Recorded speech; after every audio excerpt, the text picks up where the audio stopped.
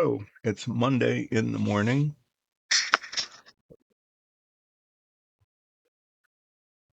with the Rat Fink, the Ed, Big Daddy Roth's Rat Fink, his sort of signature monster thing. Um, and yeah, that's right. This came with the patch. Yes, sort of. Well, whatever it is, I'm working on it, and I'm gonna do some painting on it today and getting it closer to being finished.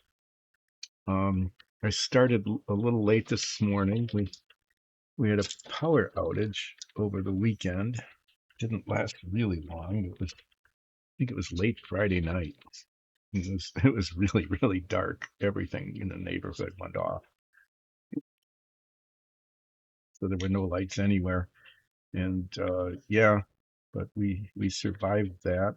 And but what happened was that everything shut down here. The computer shut down and I had to reset everything. And I didn't know that I needed to reset everything. But I did need to reset everything, so I did. But that took a little while, so that's why the stream is starting late. Um, as it says in the "What are we painting?" Painting rat mink, and just a reminder that I will be away.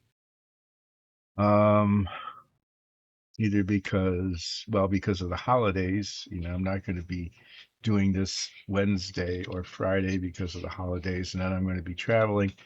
And when I get back, other family members are going to be traveling. I don't know. No one just stays still anymore. It just doesn't happen, I guess. Um, yeah. So with all of that, I will either be, um, you know, doing holiday things and not this, or I will be traveling, or I will be dog sitting here in this house. Well, other people are traveling. I'm just trying to waste some time before I get started. It's kind of a tradition to not get anything going for the first 15 minutes and sometimes 30. Yeah, that's it. So I'll be back. I, I said January 12th. I think that's right. I think that's a Monday. And I should be able to return on that Monday. And what I'll be doing when I get back is I'll be not, well, I might still be doing some stuff on the Rat Fink off and on, be working on this is a kind of a vintage kit, actually. You can tell it's old and beat up on the box, but the parts are all here. The Shelby GT350, 65 Shelby GT350. And I'll be building this. It's going to take all of 2026, I'm predicting, because there's lots of little parts and detail that need to be painted and chrome parts that need to not be messed up. Um, but I'm going to also paint this blue with a white stripe instead of white with a blue stripe. This thing is molded in white, and the stripe is a decal. I think this is decaled. I think they painted this for the box top. But it's going to end up looking like this, except the colors are reversed. Okay.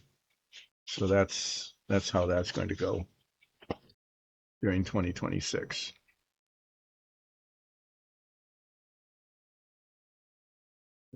That's the thing. That's the thing du jour. But today I'm going to paint the body color,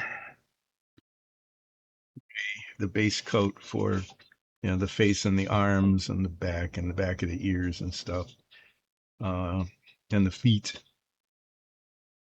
Painting that gray. This is going to be, yeah, I don't know. I'm going to get my fingers stuck in it almost certainly, right? Just because of where it is. In fact, I think what I might end up doing, I think I'm going to paint the feet first and let them dry a little bit while I paint the tail. Then I'll be able to hold it by the feet.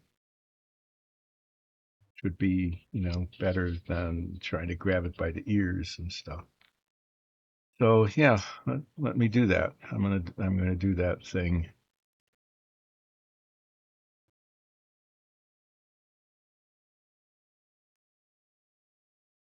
It's off so I can see close up. Just to let you know, as is usual for the last week or so, been waiting for construction to happen on this thing we're getting constructed, and it hasn't been. And they're supposed to maybe show up today, so I've got the phone here. And if my phone rings, I'm gonna have to answer it, and I'll put a start break. I'll just start a break really quickly, and then get back to let you know. I'll probably be, take the phone call, and then come back for a while, and then if they show up, I'm gonna have to take a break just to get an update on what's going on. It's been that kind of thing, so it'll continue to be a thing. I don't know what I'm going to do with the tail. I think almost going to have to be done in two parts. Really, there's no place. The whole thing needs to be painted. There's no place to hold it. So what I may end up doing here is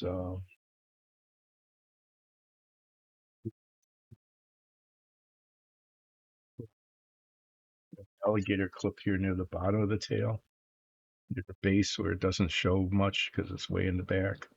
I'm going to clip this here and get my,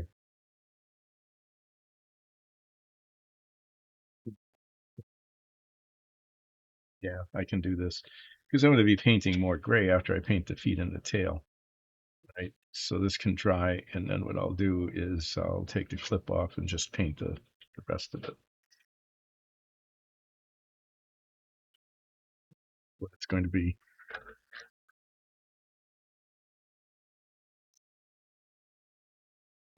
The, boundary lines. It's going to, I don't even know if I'll be able to finish it today. Okay, the gray is bounded around all the teeth like that.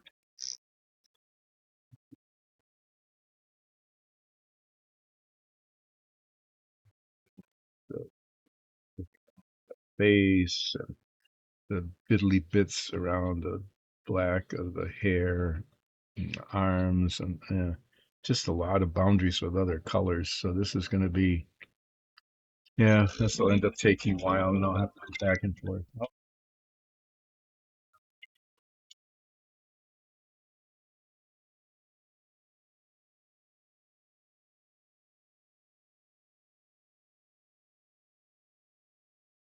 great. It was the wrong number. Yay. Well, there was a little break there. Well, I answered the phone and said, no, there's nobody by that name here. You definitely have the wrong number. Don't call here again.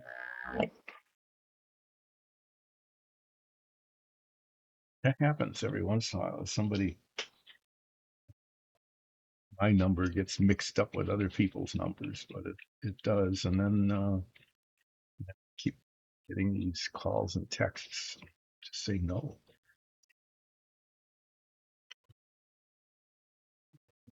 It's a year. It's kind of a tradition, I guess.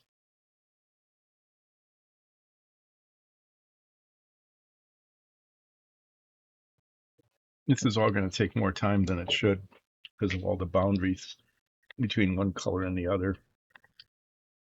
Maybe, or maybe not. My hand will be to deal with it.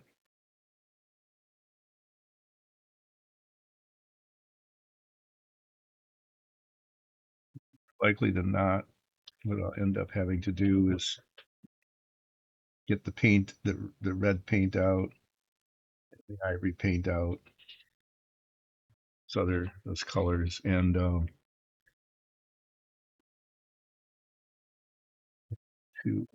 back and forth a couple of times between the colors look okay.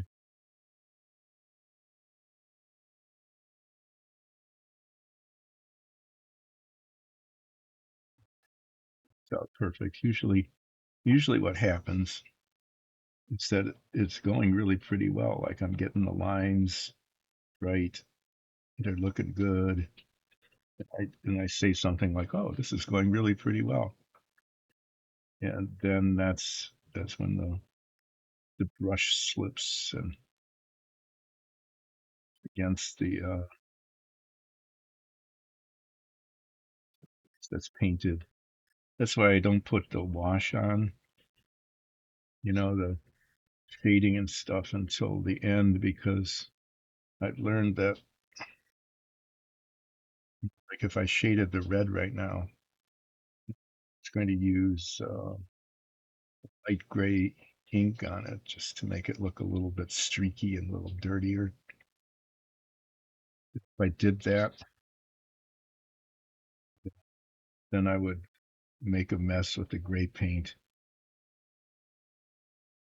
I'd only have to, repaint the red, but I'd have to like replicate the shading that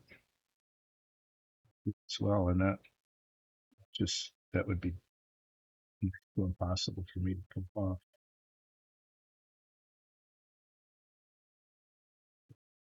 instead. And that there's a spot there. I was looking at that. There's that white spot there. Did I get paint there? No, it's just it never got painted. Wow. That's the other thing that happens is doing this, and that means rotating the model, different ways than it was when I was base coating.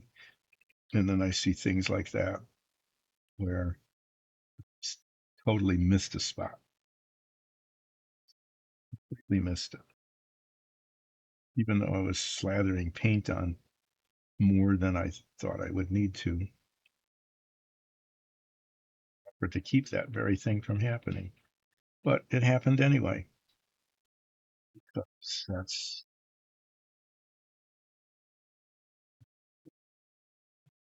skill level 1.1 modeler.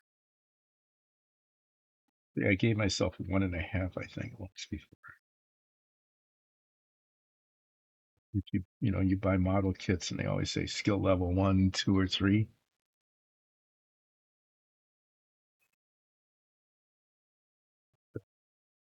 Skill level 1.5, attempting to build skill level 2s and 2.5 models.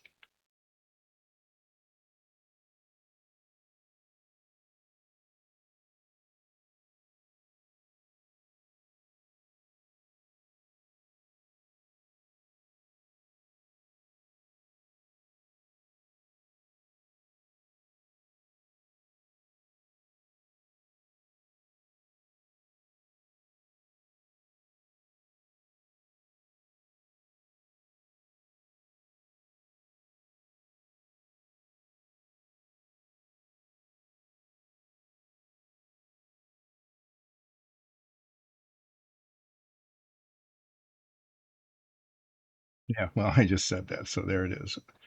What more can I say? And sometimes it comes out okay. You know, most of my models are out in the B plus range. The Savoya, I worked really hard on that one. I wanted that to be really good, really well done, and I think I hit a solid, at least an A minus on that. Think, I don't know, the Pogo, the one I just finished, the vertical takeoff prototype experimental plane. That like a B, and most of the issue with that wasn't my prep work or the painting. Most of the issue with that was going to need some lacquer thinner. I think there's a lot of paint in this brush. Like the decals disintegrated; they just fell apart. So,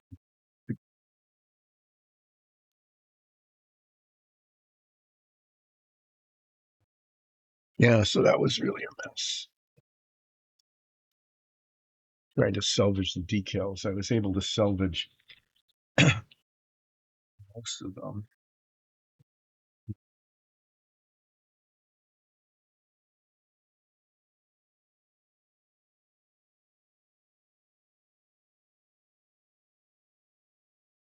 toenails on this too. Paint those, go back and forth with the gray and the toenail, but whatever color I end up painting those. Forget about some of the detail that's on this model. Take to make that happen. There's little toenails on the toes.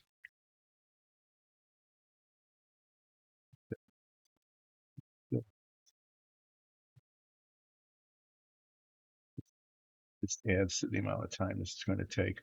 So I'm going to just say right now that I'm not going to be finishing this today. And what will end up happening is that this will go in a waiting completion box.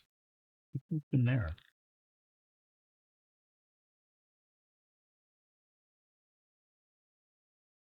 It'll go in a waiting, and then as I'm working on the Lotus, not the Lotus, the GT 350, as I'm working on that, there will be times probably, where I'm waiting for paint to dry or cement to set. There's always those kinds of periods. I might, or if I just feel like taking a break from that, I'll probably come back to this from time to time, um, just to finish it. So I'm looking at this, I thought, well, I get the gray on here today, and then I'll just wash the gray and the red, and then work on the ears. But so I'm doing this, I'm seeing, oh no, I can't do that because we've got toenails and fingernails and way more difficult boundaries between the red and the gray.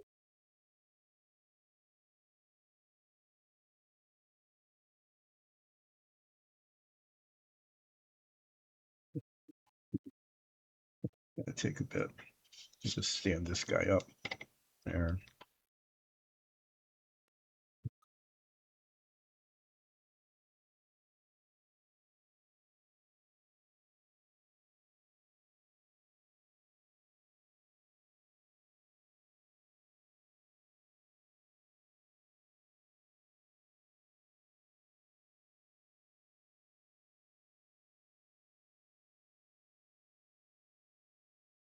The feet to dry enough so that I can hold it by the feet. All the rest of it, because there isn't any other way to grip it.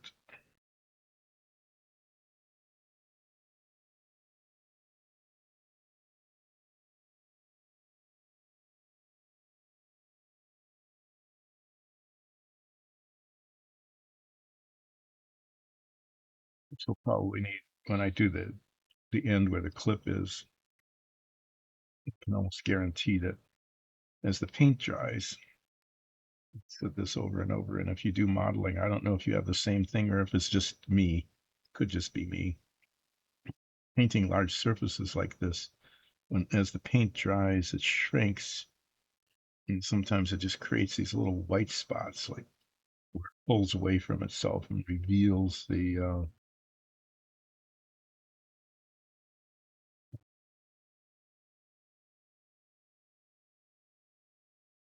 Sometimes I just don't rotate it well enough and quickly covered.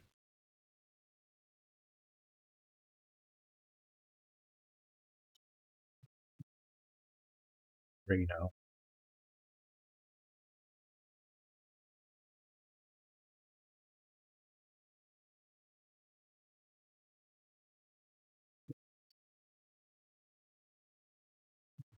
Yeah, I'm along with you watching paint dry.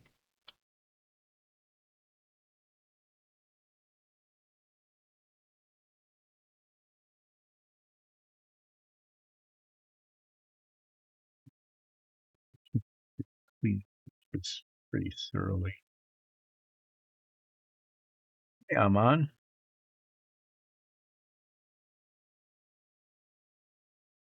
think is coming along okay.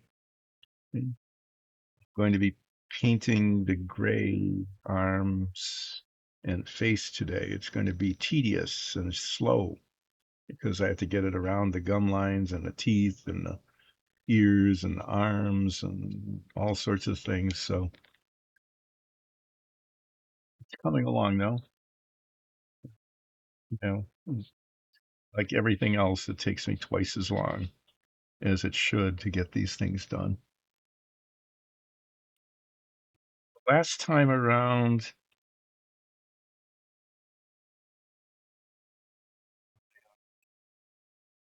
the one set of rolling of the dice, I rolled a two. It was very disappointing.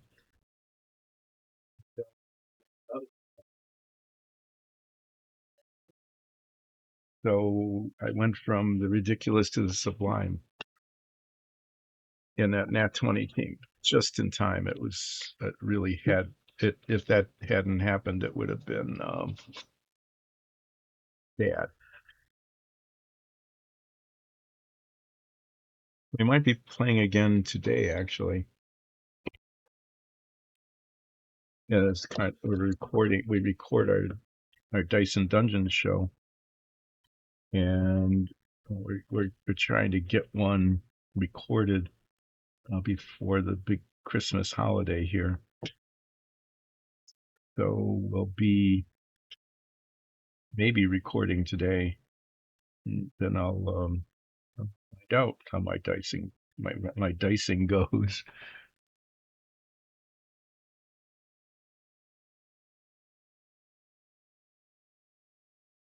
How about you? How are things going with your sessions? It's a bunch of paint. Yeah, that's gonna have to soak almost.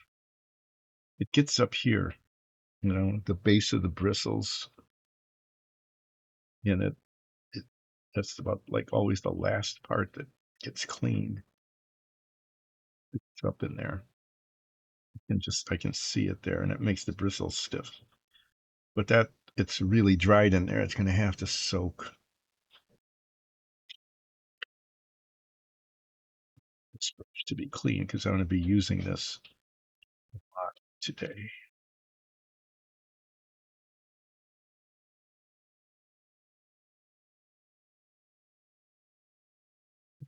I'm gonna be working on the Rat Fink here, painting gray most of the day. Um, and then probably have to bring the red out again because I'll, have issues where the gray and the red come together, touch up back and forth. Bit of the ivory, where the gray meets the ivory, that'll be an issue. There's just always that going. I'm gonna get impatient. See there, like I predicted, there's a spot right here. There, it didn't get painted. Just there's a little white spot there that's forming where the paint is pulling away. I'll wait to touch those up after I'm done with some of the rest of it. Oh, you got it ready?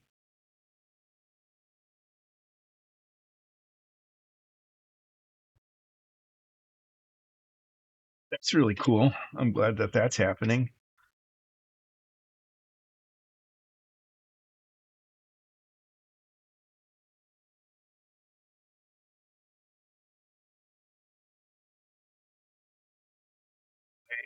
Later, okay.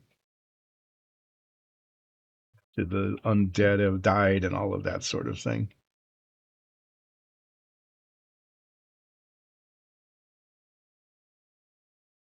Okay, well, while the feet are drying, I can start painting up along the top here.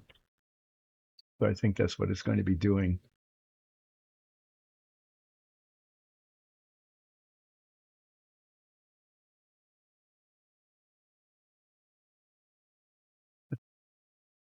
It has to be done eventually, so I'm going to start on it and see how it goes.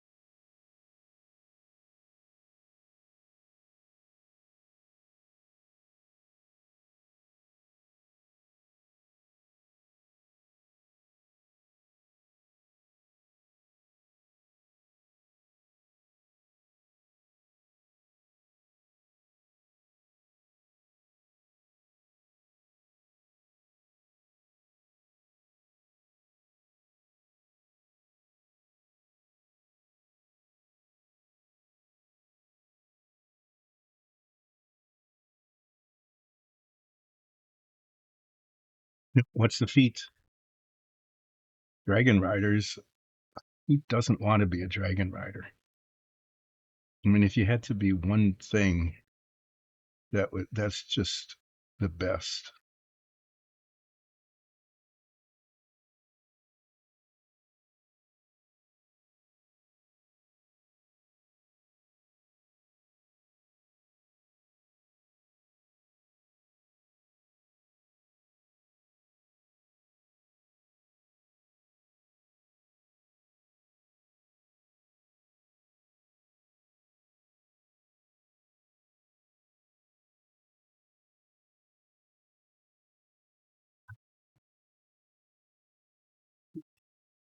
So you're going to start with that feat, or is that something that you'll acquire as the session goes on? And do you start with a dragon, or do you have to?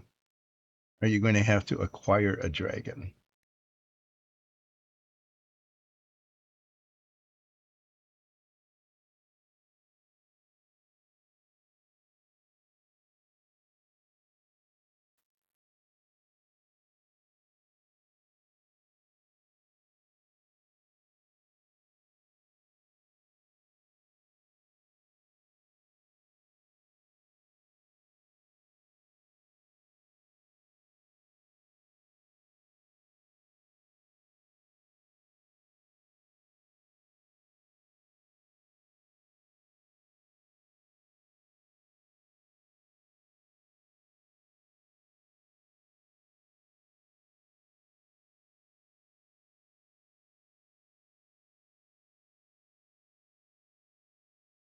Okay, so you're going to start with eggs. That's only fair.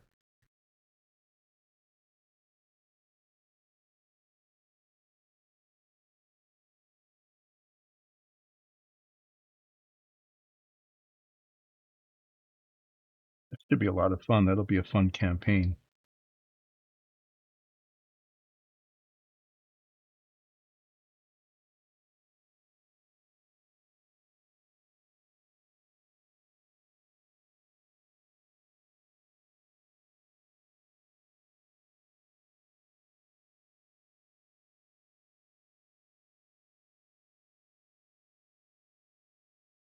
Huh?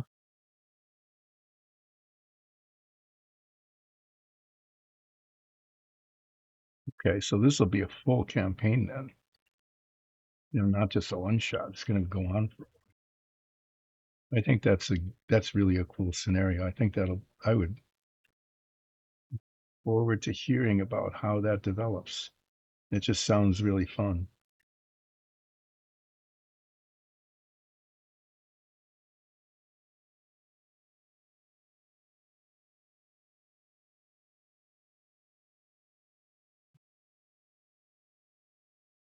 Get my brush in the paint there. That was pretty bad.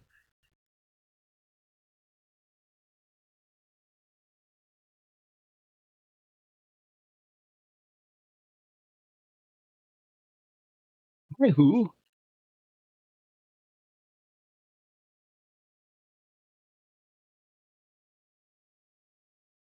Do a flip fairly soon.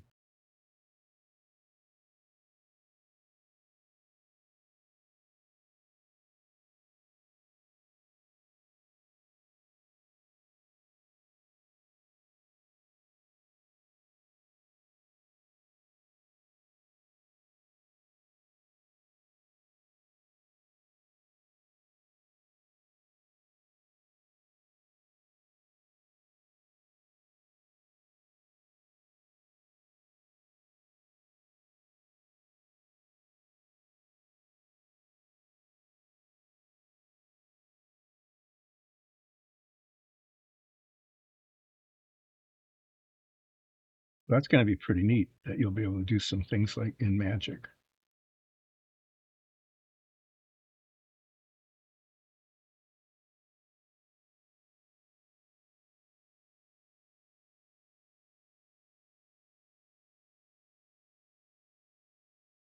So this is one of those boundaries where it looks good from one direction, and then I Turn it over, it's going to look bad. So I just know it's going to be that way.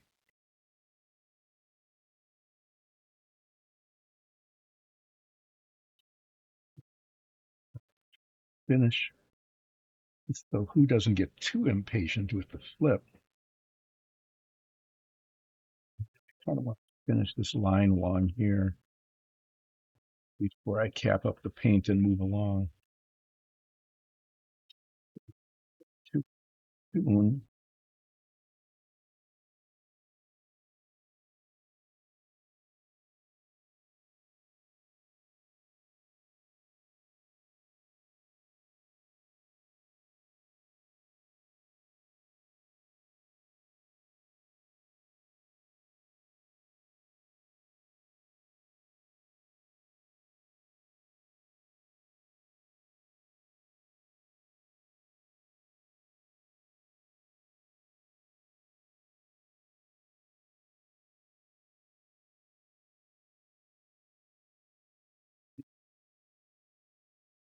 I used to play cleric fairly often.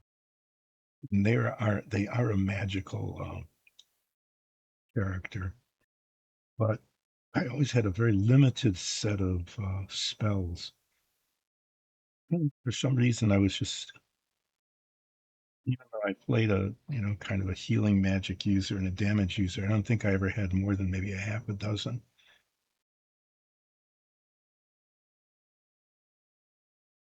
It's my age. I'm not sure. Never really got that good at it.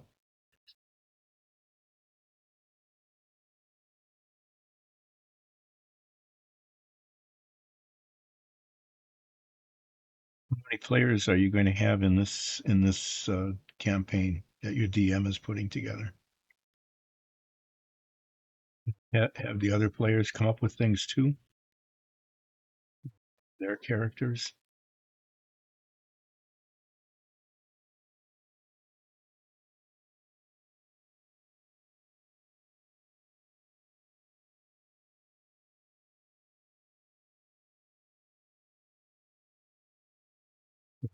Okay, this last.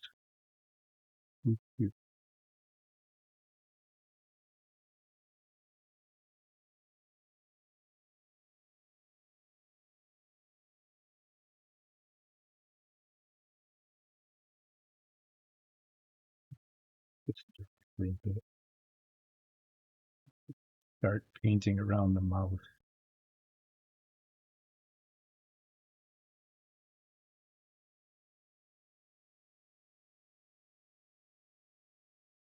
Okay, next year sometime.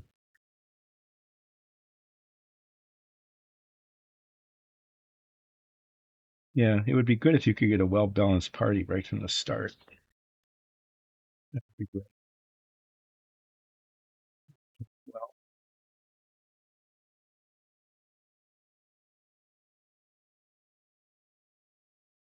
I said I was going to wait on this, but I'm not going to. I'm just going to zap these spots here now that I got paint on the brush.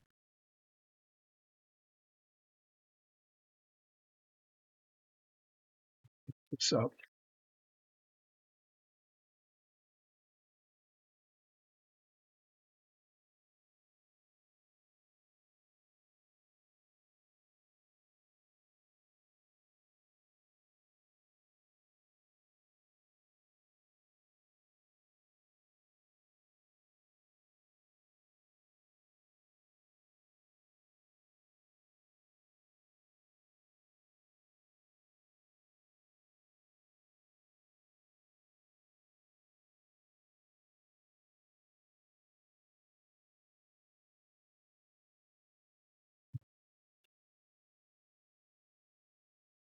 okay.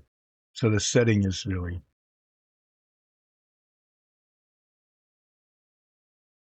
yeah, even like, yeah, my fighter has that too.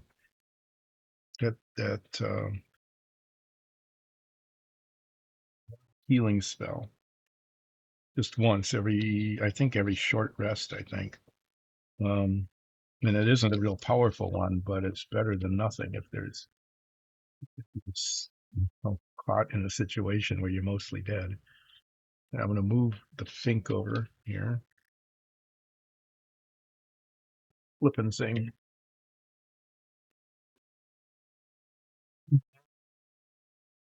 That's it. I think it's appropriate. I should do living and non-living here.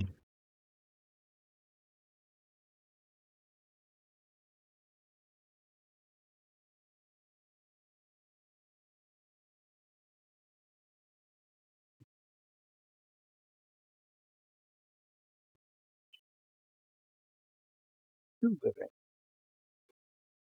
reliving, or living. Am I going to get a 5-1? Nope, 4-2. Living versus non-living. Living wins 4-2 today. It's pretty much what it is. I think I get a. I just can't remember. It's my intellect plus 2d6 or something. I can't recall it at all.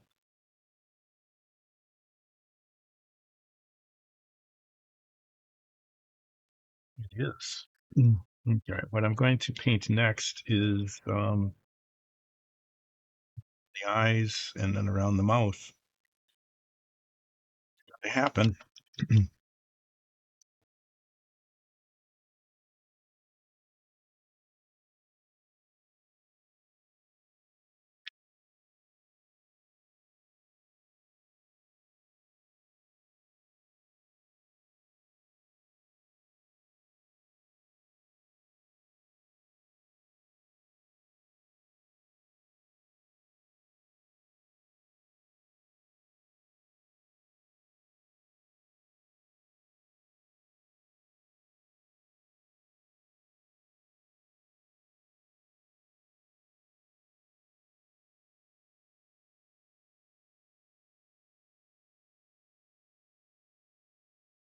I probably put my head magnifiers on to make this be able to see it better because there'd be more light and it would be larger. On the other hand, and there's always another hand, I really don't feel like messing with it.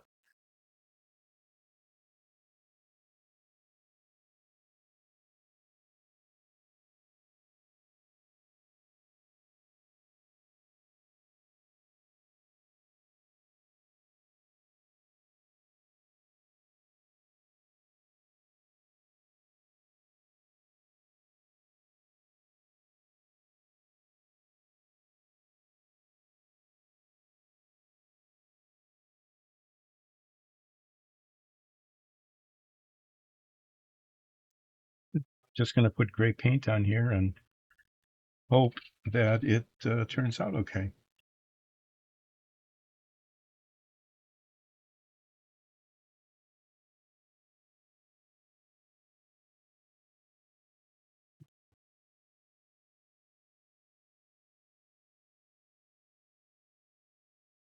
Okay. No, I think everybody on Earth except maybe you and I are have spent endless hours watching Games of Thrones, but I don't think I ever saw more than just like a little bit of an episode now and then. Family member was watching, I'd walk in and go, whatever. Never really got into it. It's one episode that I saw just just happened onto it, but was like the undead of the far north, the frozen lands or something. They killed a dragon and fell into the ice and was resurrected as an undead ice dragon. I thought that was pretty cool. But that's actually about the only thing I remember Game of Thrones at all.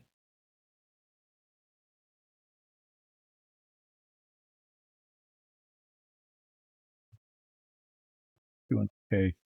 I bumped the brush. I went back right there, bumped it right there.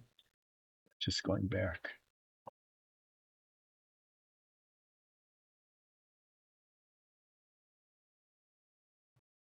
have to do some touching up, but it's just unfortunate that it happened because of carelessness and moving the brush. It's when most of my oopses happen, is getting the brush to or from the work surface, not where I'm actually painting. It's they happen where I happen to be not painting.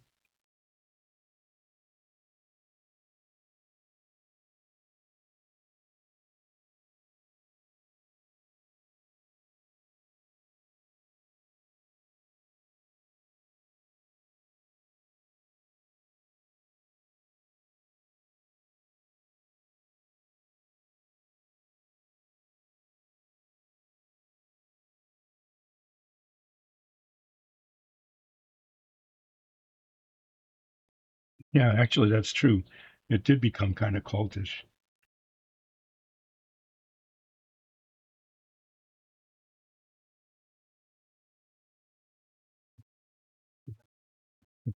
This episode, and whether they liked somebody or didn't like somebody, one of the characters.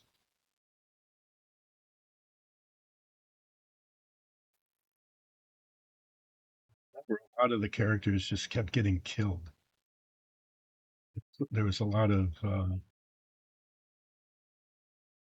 cast changes, cast eliminations, or whatever you want to call them.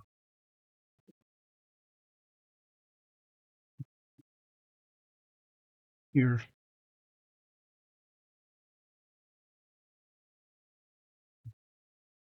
yeah, I moved the line. Have to change that. I painted the gray into the crease, where it's comes together like that, and I think it just needs to be red. So it was that I got it.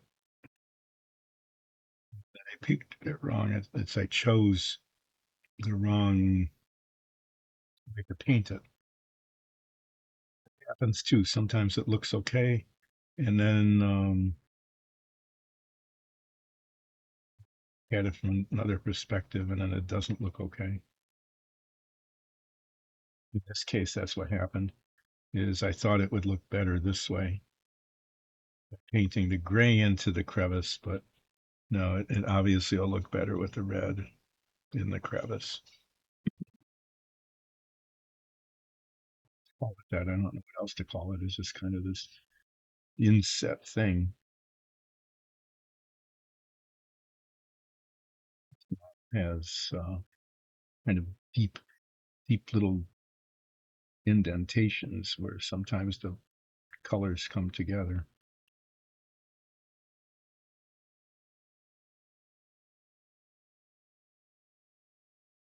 Oh, it go into the crevice becomes the question.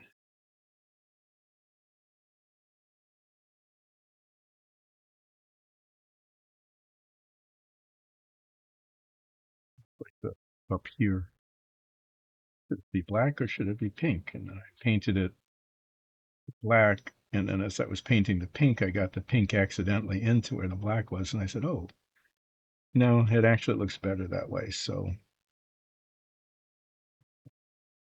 eventually be done.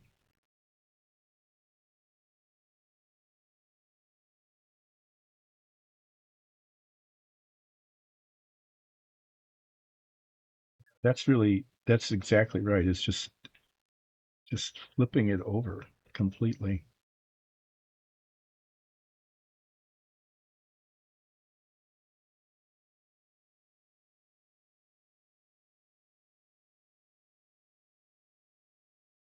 Always surprised. I'm seriously surprised at um, how something can look just fine, and then exactly like you say, you flip it over and it just doesn't.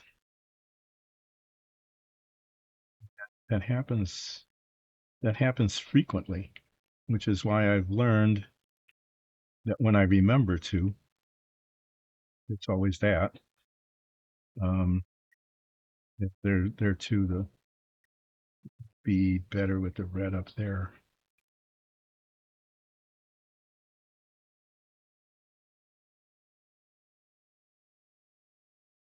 Like I'm seeing this just now. The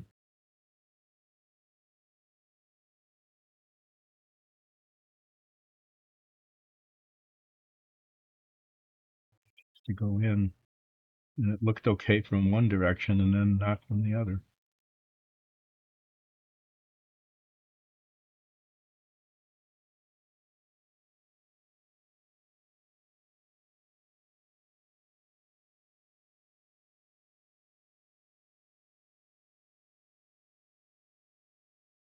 It's not too bad.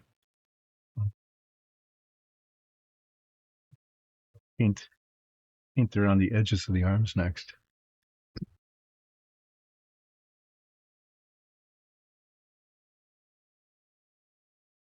Okay,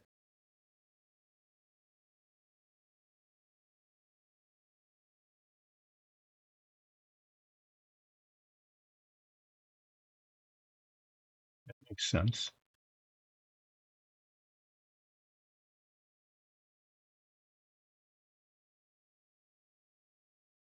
Backstory about got started.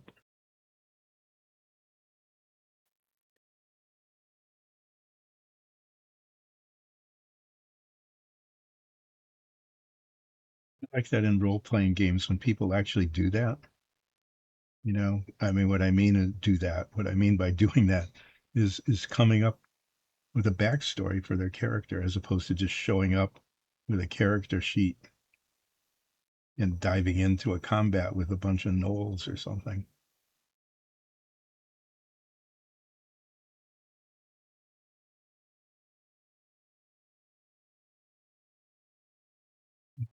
You know, some of the early games I played, that's kind of what happened. Is you make up a character sheet, the DM give it a real quick look, and then dive right in. Okay, well that was the wrong choice again.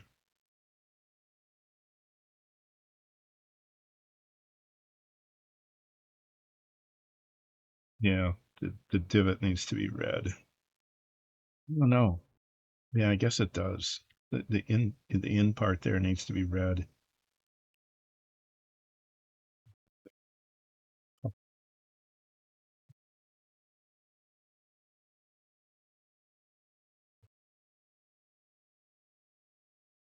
Really, it doesn't look good either way.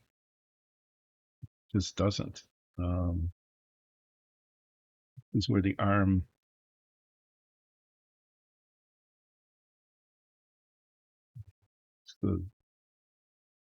cloth doesn't go up on the arm like that. I think I need to paint this. I think I need to paint it gray. Even though the contour, the indentation looks kind of weird. It just it looks better that way because the arm should come down to the cloth rather than the cloth bulging out like that. That would look really stupid. It did look stupid, and so I made it not look quite as stupid.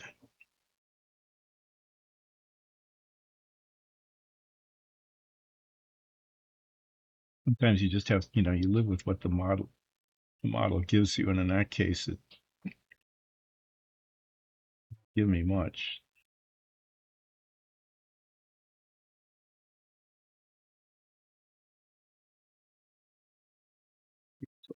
Weird.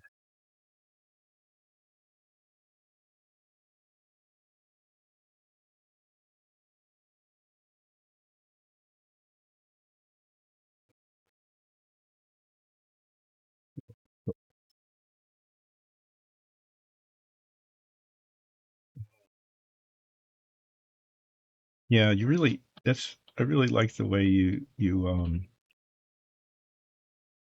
instead of just picking something because it'd be powerful or fun to use or something that you are staying consistent with the persona of your character.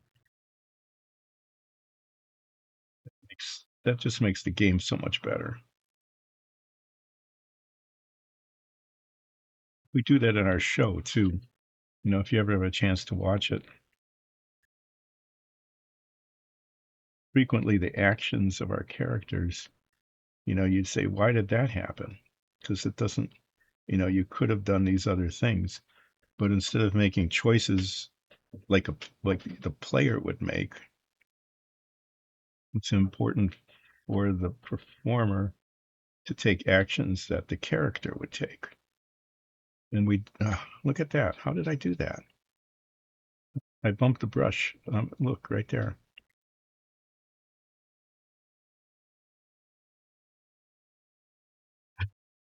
Yeah, that is true. That would be kind of excessive, wouldn't it? Managed to get my finger in the paint here somewhere. Lovely. Clean that off. Clean. Get the paint off, not my finger off. Guess it's good that I only stuck my finger in the paint once so far. I got paint here. I don't know how that got there.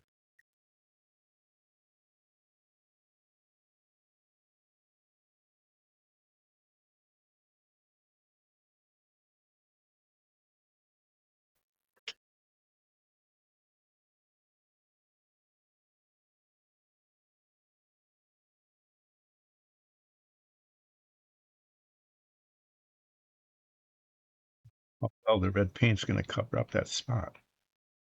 So finding out sooner or later.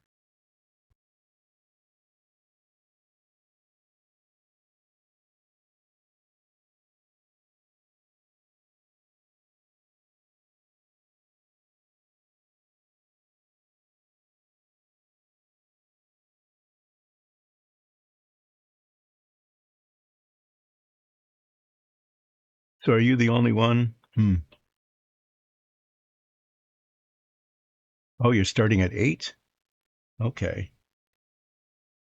Why is that? Why are you starting so at such a high level?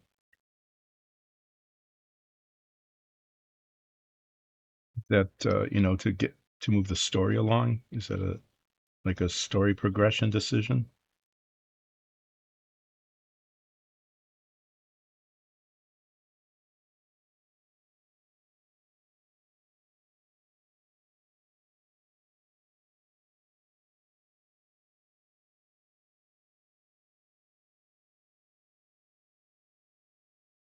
Oh,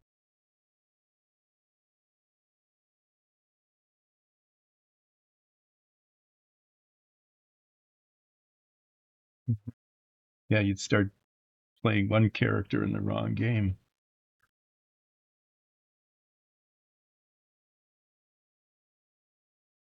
It'd be pretty fun. You're not that character today.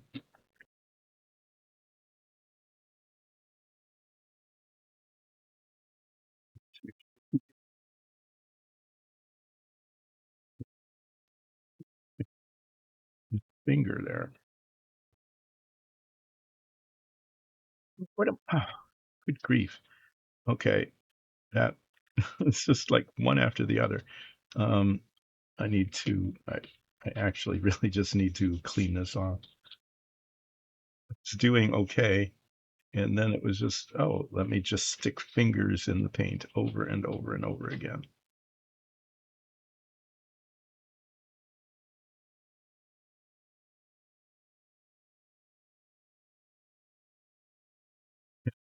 That would be quite confusing.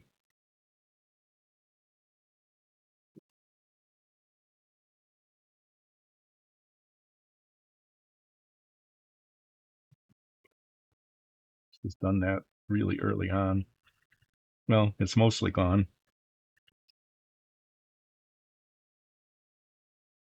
Side here. Yeah.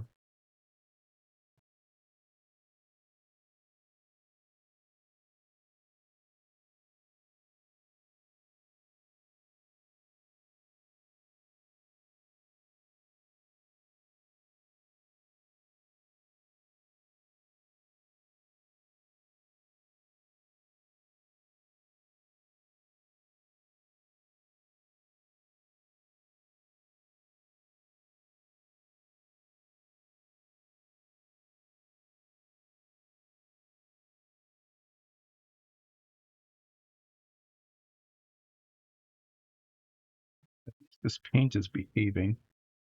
so far at least. It's a fresh bottle of paint, or pretty fresh, and that makes a big difference. This particular brand of paint, I mean, is really good. You can see it leveling nicely. It covers nicely. It's opaque. Sometimes, if it sits in the bottle for any length of time,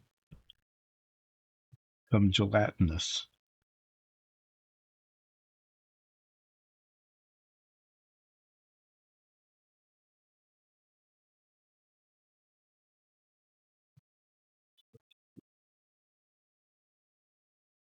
They almost, it becomes unusable.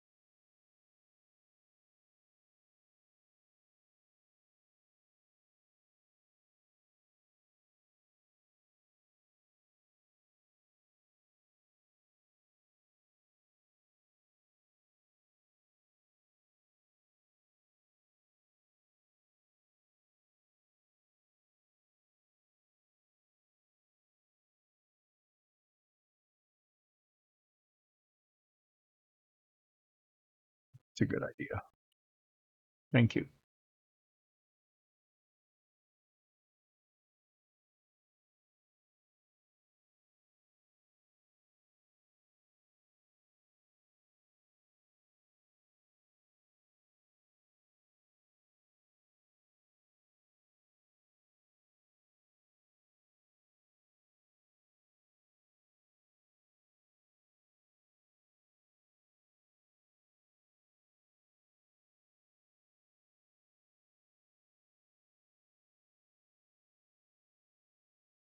It's a lot of surface area on this thing.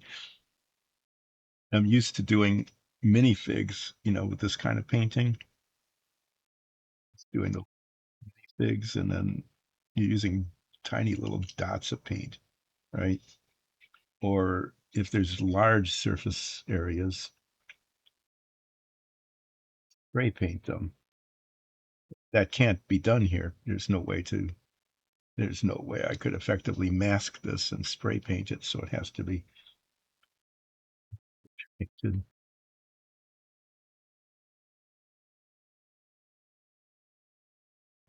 That was dry because I just stuck my finger in what would have been wet paint.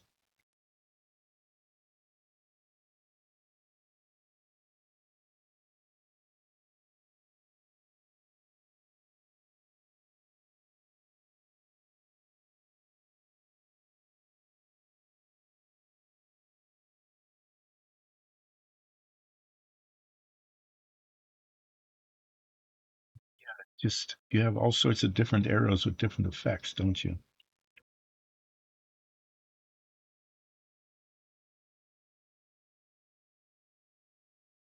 So, in is your character going to be allowed to just like say, "I am now using this," and then it magically, and it's in your quiver, or do you have to decide what kind of arrows you're going to take with you and put in your quiver? Also, I'm just curious, do you have like an unlimited number of arrows?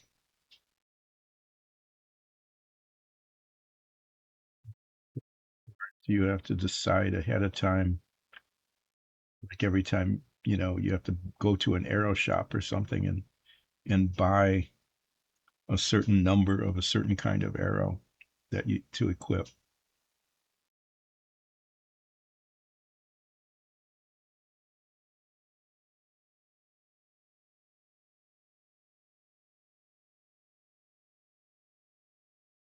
So do you how will that work? Can you put the enchantment on when you like knock your arrow and get ready to fire? Or do you have to enchant them ahead of time so that it's like preparing spell slots ahead of time? I've never played an archer, so I don't know what the rules are. I'm curious.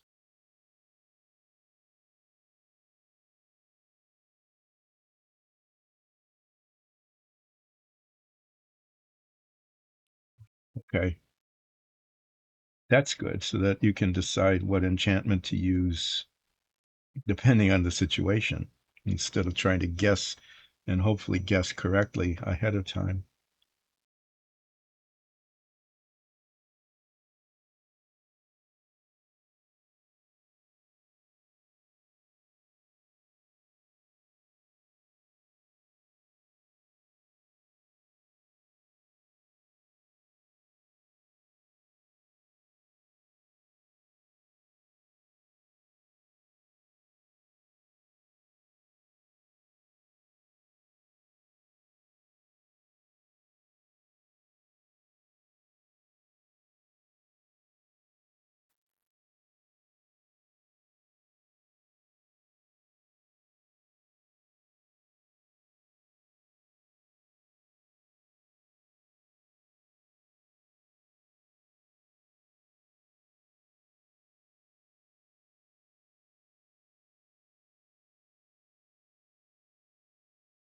So once you learn those specifics, um,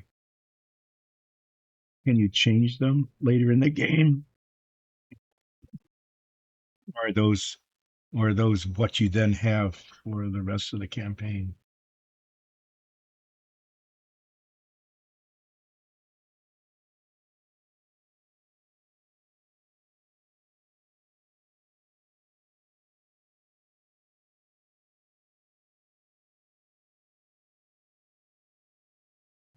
Okay. So there's the opportunity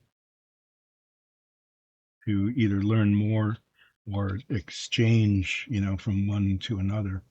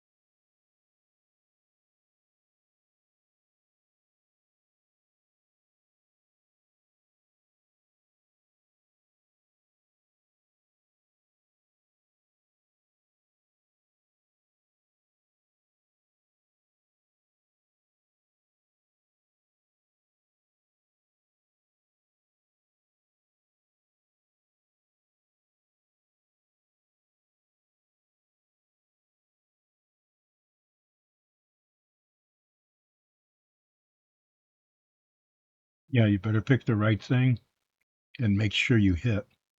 You definitely don't want to be rolling like I roll. You don't want to be rolling your twos and threes on your attack rolls situation.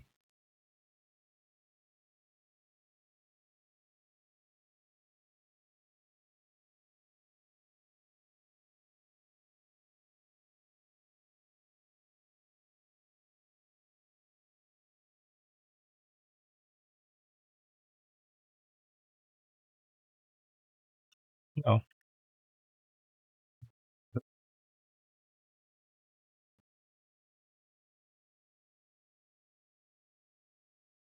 like to know where that came from.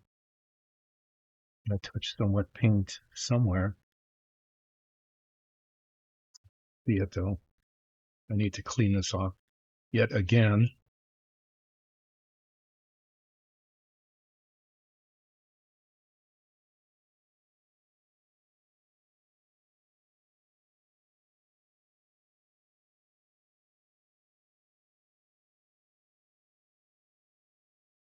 I guess I should be happy that I haven't more damage by sticking my fingers in wet paint than I have.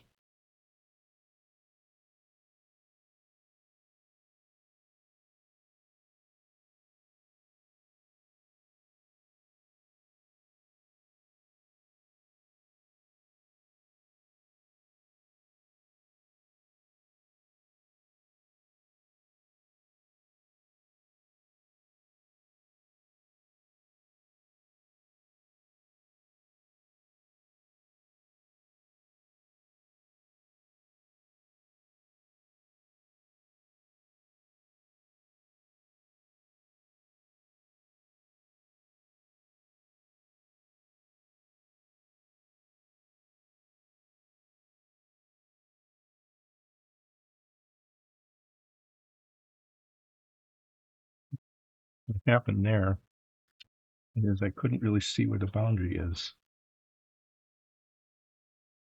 So I'm gonna have to do black touch up anyway because there's a spots here where the paint came off. In case where I painted too far up. Kind of making a mess around what should be some of the easiest things to do. Uh,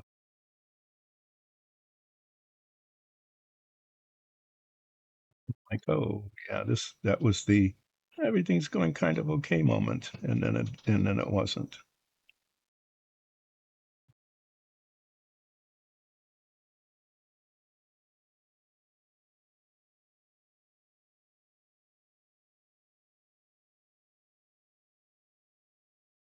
And I would think that's something you'll have to clarify, but I would expect that if at your level, if you get two attacks, just like a fighter would get two attacks, a melee attacks, like my character, I think we got up to 11 now.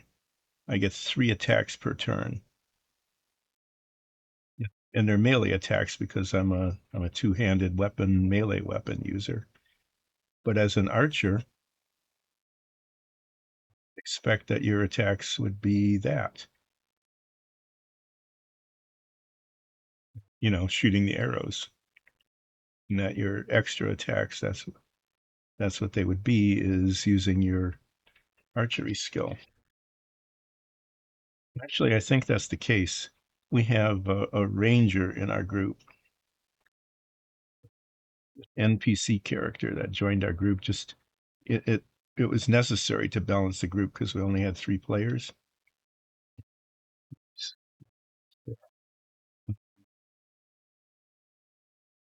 They get two attacks per turn, and they shoot the arrows. It's their archery skill for those extra attacks.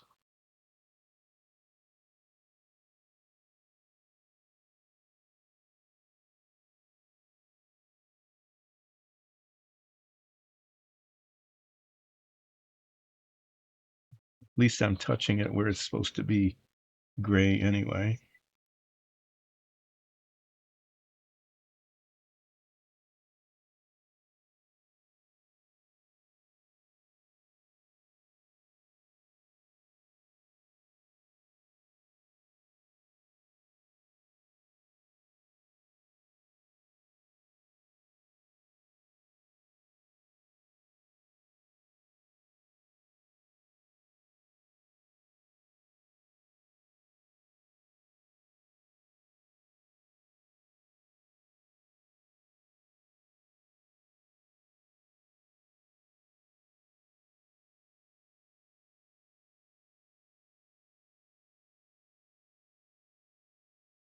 Here makes a good handhold there.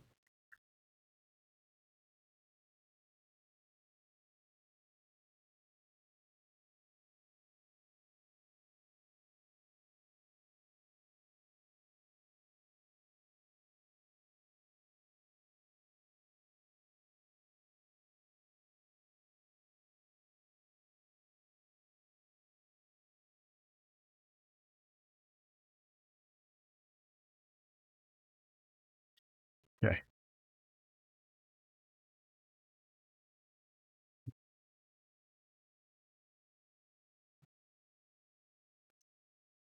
So what I'm going to do is look around to make sure I've got, this is where I would like look at this and say, oh, well, I got the outline oh, I missed a whole outline area, like around an arm or a leg or something.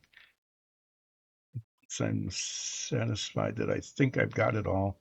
I'm going to clean this brush and get out the big brush, finish painting the rest of it gray. Is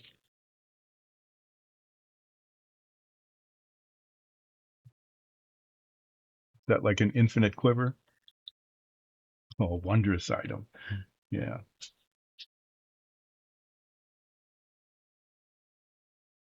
Good to have wonders. Hmm? Okay. Well, I'm going to paint the ears last because I'm going to be using the ears as my gripping spot. Oh, come on.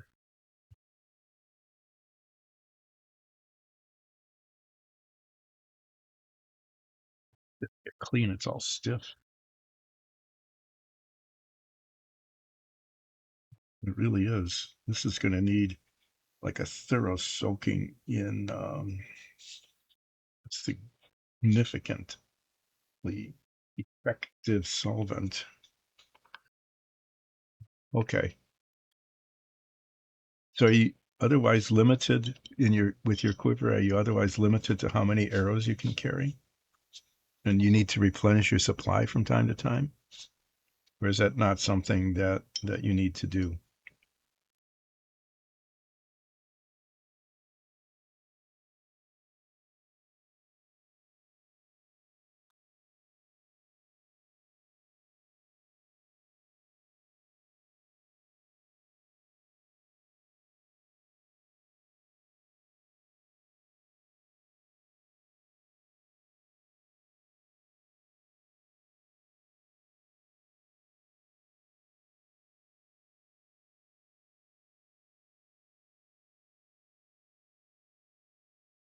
Wow, okay. So you have to keep track of your inventory. Either you do or the DM does to make sure that you don't run out or that you just start trying to use things that you don't have.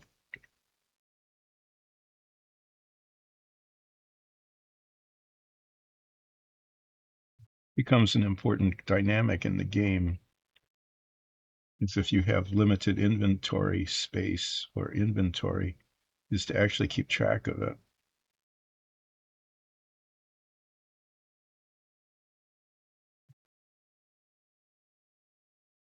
Gray spot there. I don't know how that got there.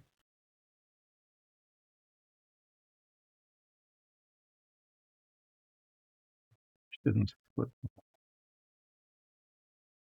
So when I'm going back and looking at how much touching up I need to do, I'm just finding spots that shouldn't even be there.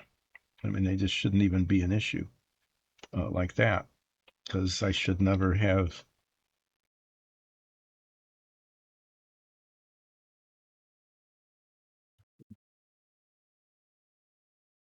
gotten paint there at all. Recall how that happened.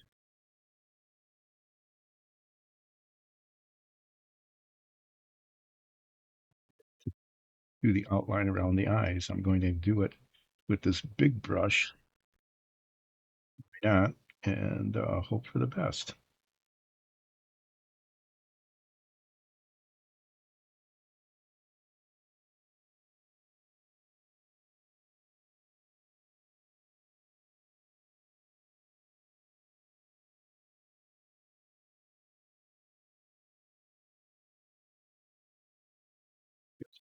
Neat crevices around his eyes.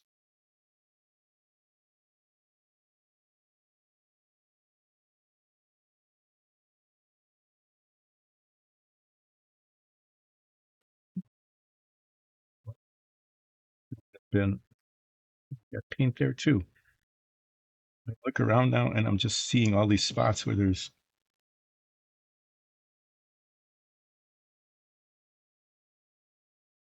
gray paint, places should never have come close to the surface there.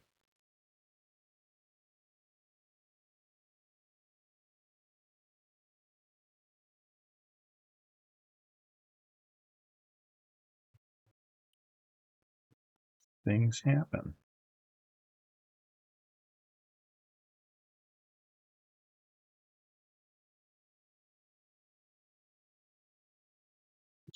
Runs of frustration. Just I don't understand how that happened. You have to excuse me for going.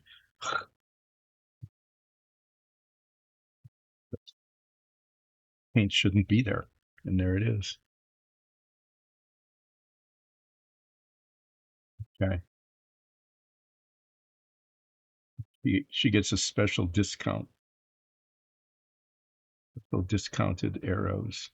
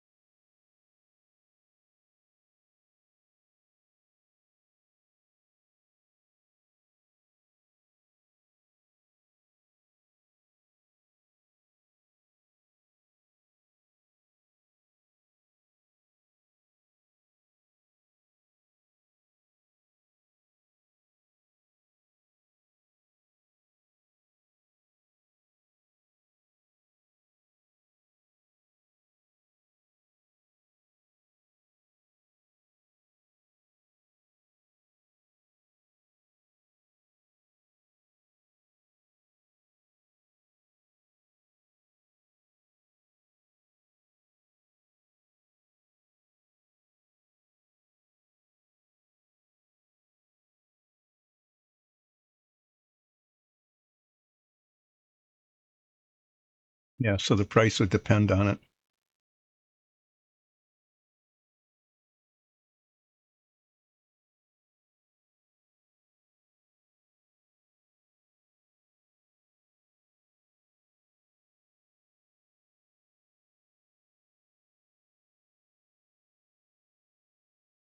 Yeah, in our D&D game, my character always has practically no wealth. Changeling Druid seems to have like infinite money. I don't know.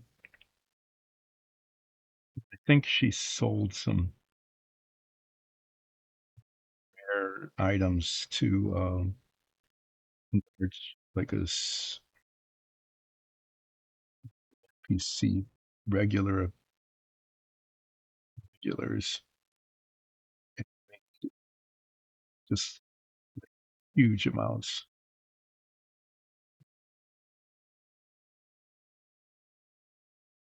tens of thousands of gold somehow. I'm My character is relatively impoverished, dependent upon the kindness of others, purchase things. Recently, our Zoria, our changeling druid, just bought me a magical belt that increases my strength, which I believe is going to be very important because the health points and the armor to be critical in this next sequence of events in our campaign, which are going to be deadly against a time wizard, which is yeah, a thing that we shouldn't do. Since the time wizard has targeted us for a reason, I'm not sure exactly why. I don't have much of a choice. Otherwise, we could be time displaced right out of existence.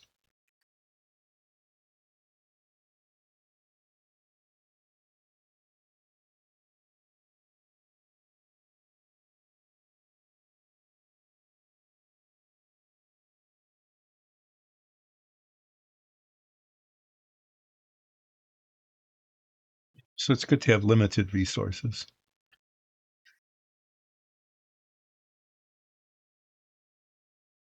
30 silver. Yeah,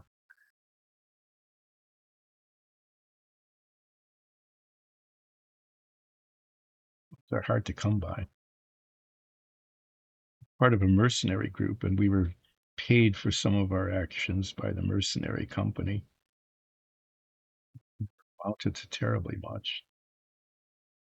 Occasionally, we'll find a magical item or something that's not of use to us that we're able to resell.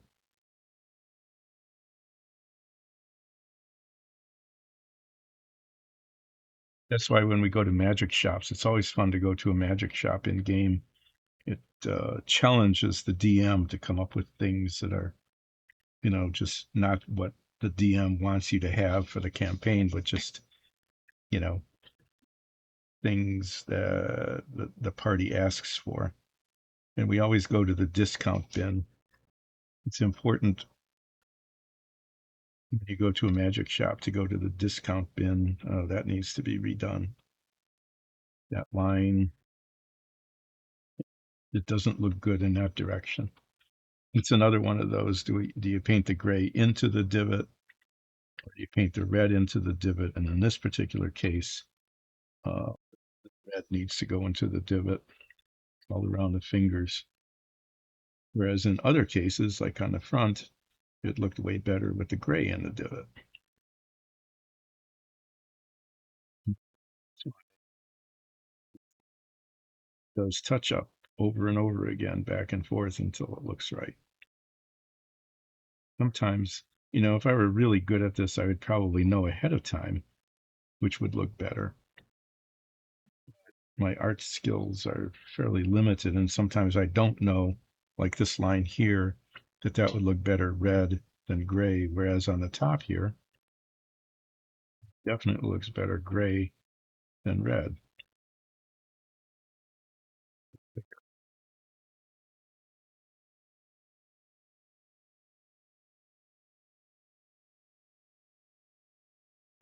Paint the fingernails. You can do the red touch up. But after I do the red touch up, I'm certainly going to have to do gray again. Uh, paint, try to remember to paint the fingernails before I do the gray touch up, because I'll almost certainly,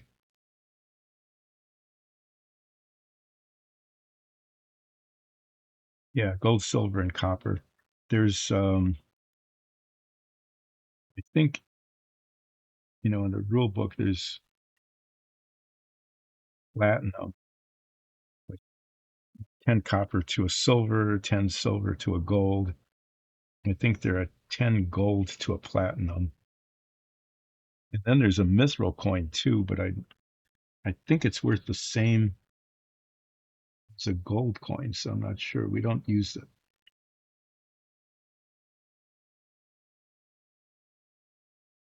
Get that tiny little spot with a big brush, and yeah, it was just a mistake.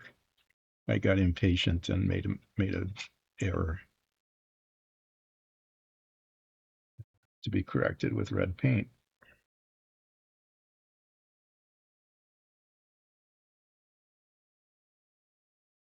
See, along here, it definitely looks better with the gray in the divot. Along there, it doesn't.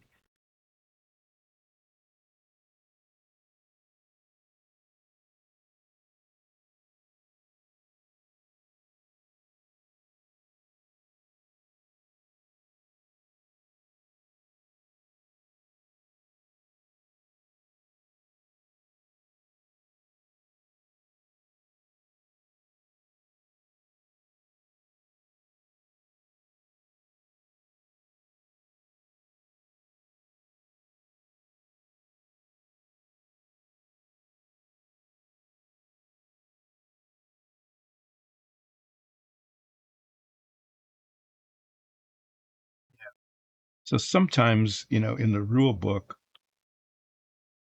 it tells you what the price of items is, so it's kind of a set price.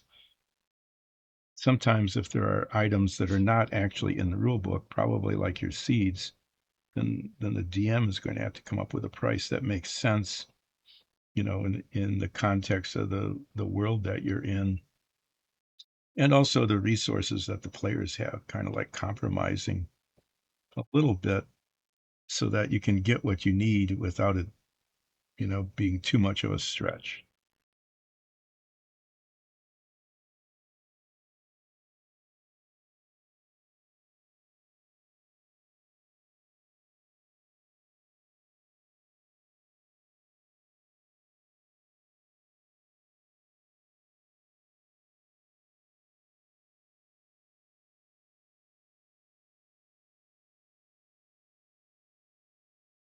So Haruna's playing today. That's cool.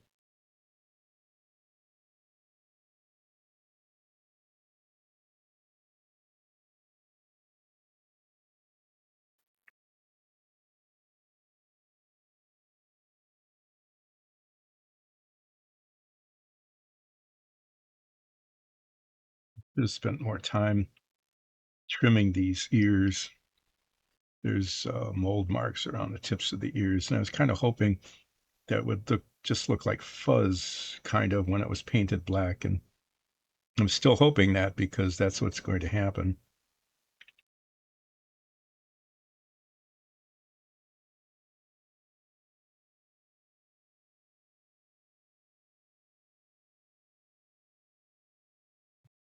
Coat this gray. Yeah, it just needs to be. I'm going to be doing a bunch of brushing on these ears, but I think this needs to be base coated gray. Otherwise, what I'm going to do isn't going to work.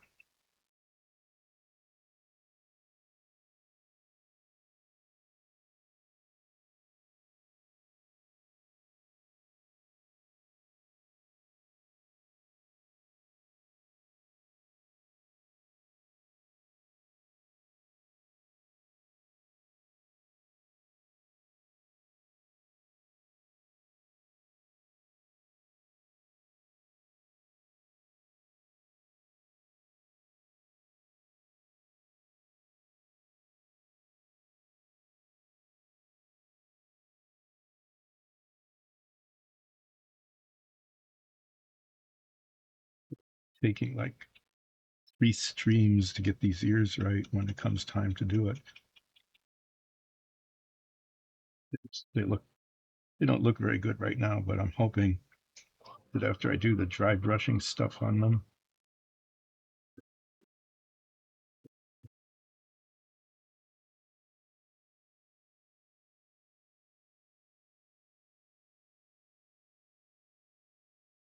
the base coat on it, it's starting to look more, oh good. Touch the wet paint to the cardboard down there, and it was not a good, helpful thing to do.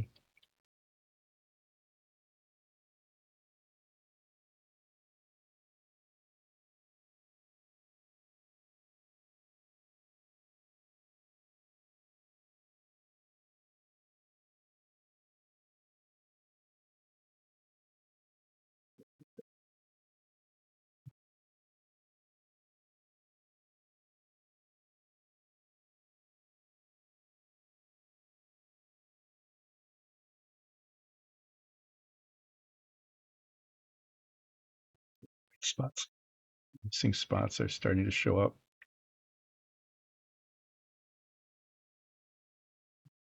Like it was covered and then it becomes uncovered.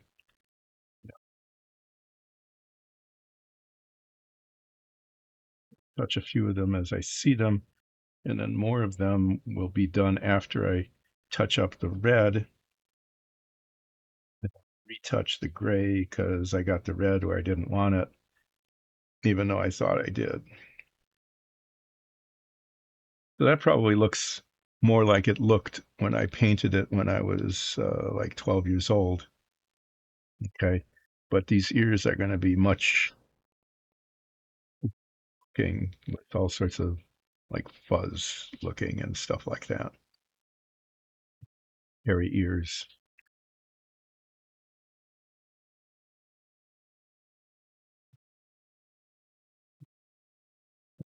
Just hold it. Won't get paint all over the wrong thing. Crevices. Put a light gray wash on this. Hopefully it'll go into these crevices really nicely and make them all look dark and shaded and shadowed. You know, it should.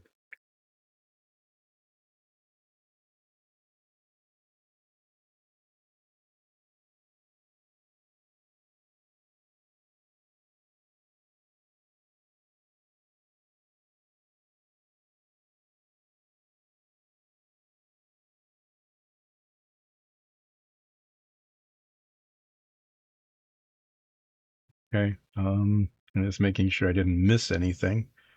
I've got a bunch of touching up to do. Red and black, and then gray again, back and forth, back and forth. But first,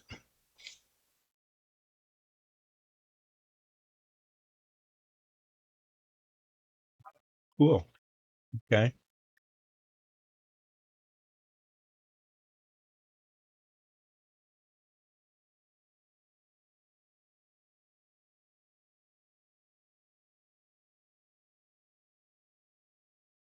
Painting the end of the tail here. That didn't get painted before because it was on the clip. It's off the clip. And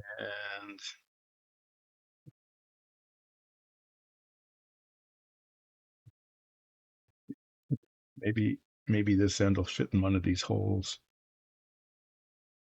Yeah, it did. Okay.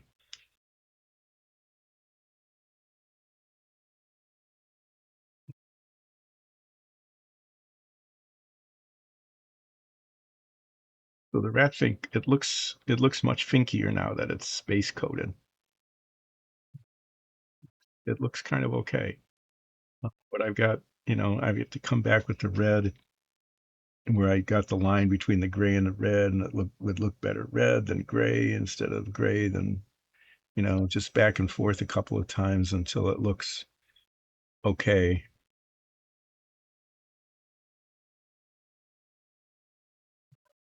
Touching up these spots like the one there where I apparently had wet gray paint on my fingers and I touched the red. It's there. Story of my life.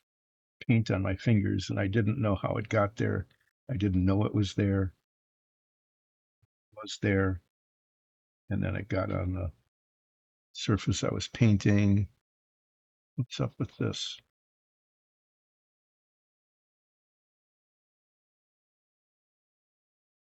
This is why these things take me so long, is like I miss spots or I don't just see. This became slightly messy as it went on. Hi, Ole. Thank you. Merry Christmas to you and your family and have a happy new year. And I will see you on the 12th of January when I get back after dealing with the holidays and my travel and other family travel. So I'll be gone until then. And when I get back, I'll be working on the GT 350. But thanks for stopping by and saying hello. And I do hope that you and your family have a wonderful holiday.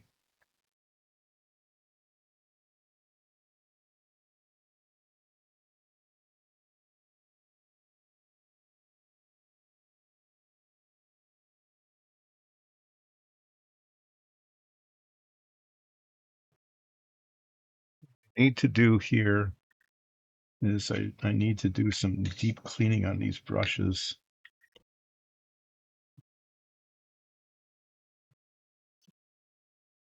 Apparently on my hands. There's paint all over me.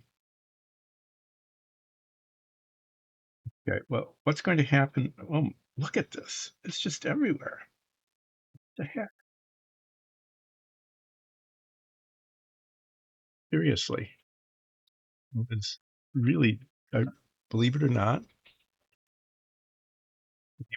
I really was making an effort to not get paint all over my fingers and failed. Like epic paint, finger painted failure.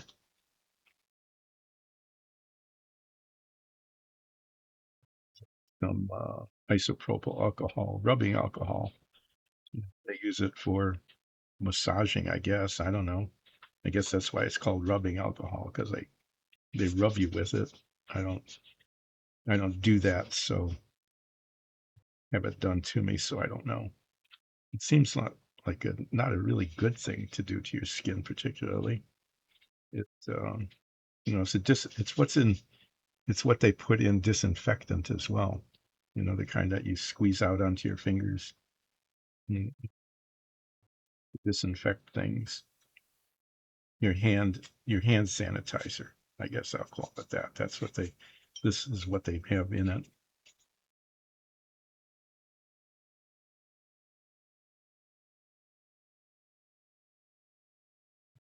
Get it off my hands.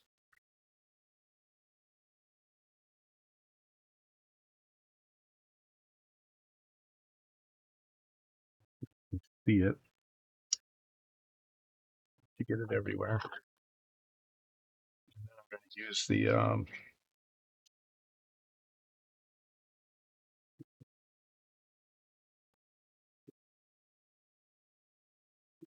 clean. After I'm done cleaning these brushes, I'm going to be taking about a 5 minute break. I'm probably going to put the break screen on. Well, no, I'll just let you watch the paint dry on the Fink here. I'll move the camera so it's a little more visible. Yeah, just the old man bio break thing needs to happen before I start doing touching up and toenail painting. Look at that.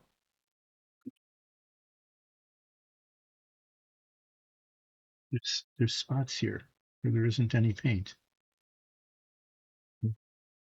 That really is baffling to me. I could put paint all over everything like that and then have there be no paint there.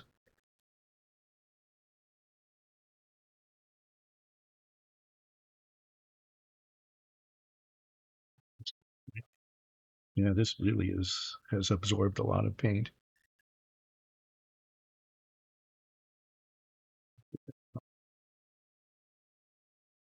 especially along the base of the bristles.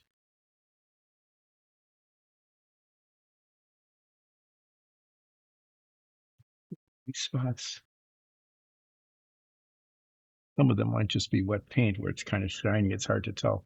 For me, at least, sometimes the difference between a shiny spot because the paint is still wet and a white spot that needs to be touched up. But there's little white spots appearing all over the place that need to be regrade.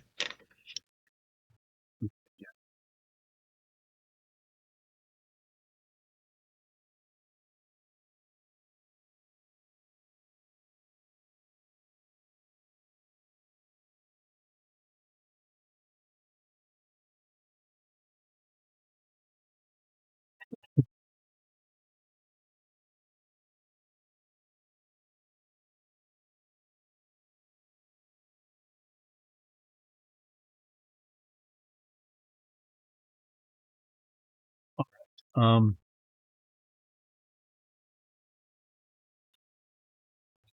Let me just come down so you can kind of see it. There, you can look into the face of the Fink here.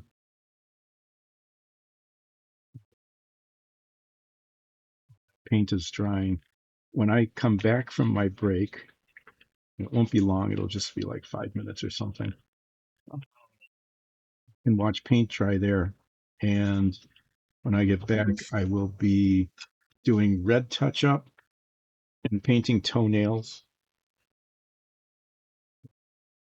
Got a bunch of black touch up that needs to be done with the NATO black on the ears and up here.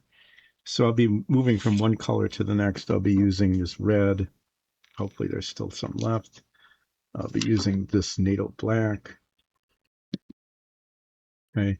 I have to decide what color to make the toenails.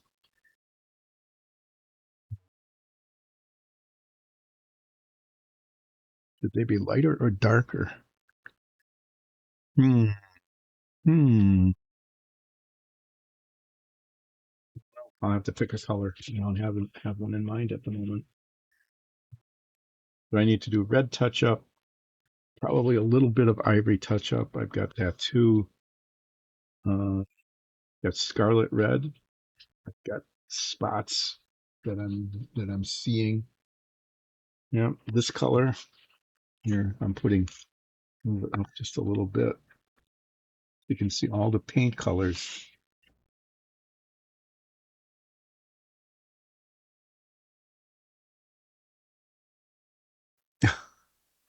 Yeah, that would. Well, if you just cut it off, I guess that would be okay. You just have to not use it frequently until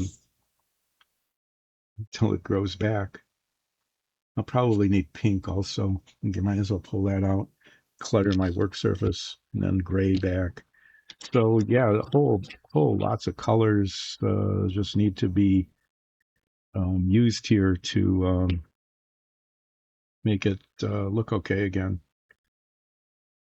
But I need to take a break. I will be back in a short period of time. Hang on. I'll be back in just a few minutes and I will be,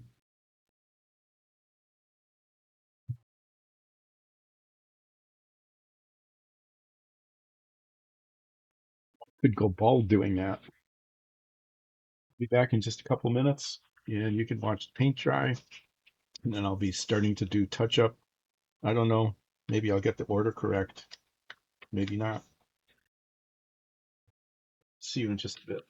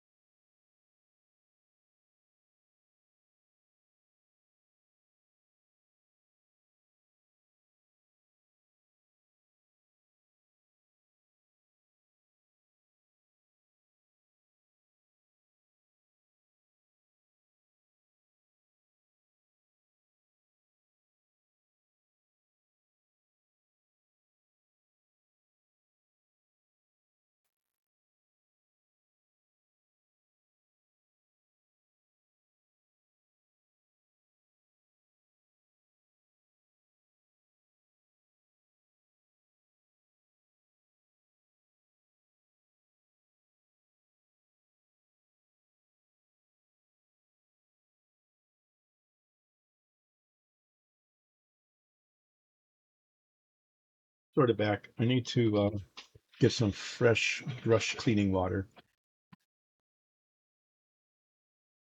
Yeah, I think using hair strings was, I agree. I'll be right back.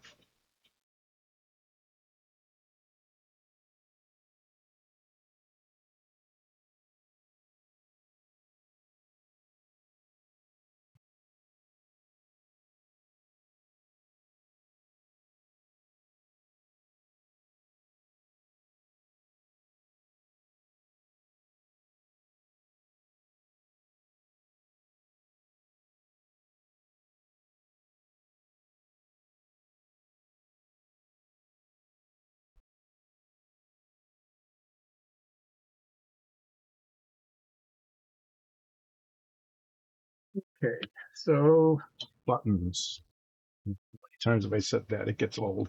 Gets things get old fast, like me. Fast.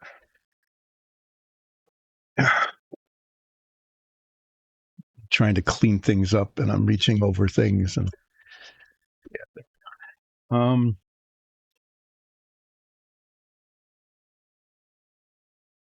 okay, let's put this aside. And what will happen next? I think I need to paint the nails, the toenails and the fingernails first, and then the red. I decided to paint them darker. Um, just going to use the same. I'm going to use the same color I used for the inside of the eyes here. I think, because then I can use. I'll have that paint out, and I'll just touch things up there as well.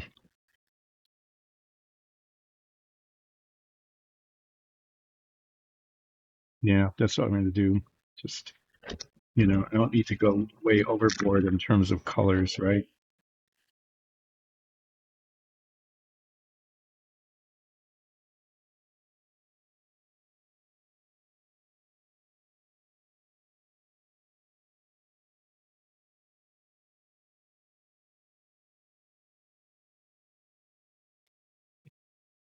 And touch most of this without messing it up.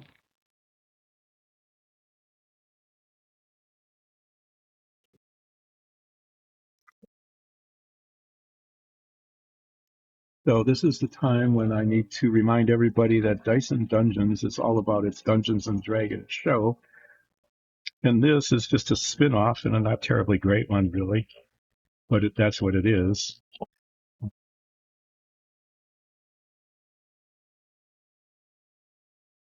And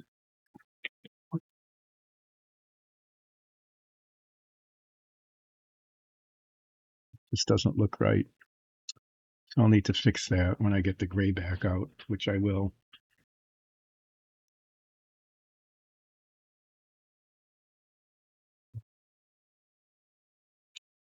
Paint the fingernails first, because I just remembered them. Look at that. Yeah, there's spots all over the place where the gray needs to be touched up. I knew that was kind of happen.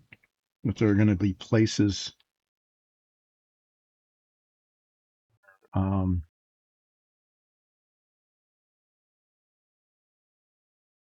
gray paint didn't cover right.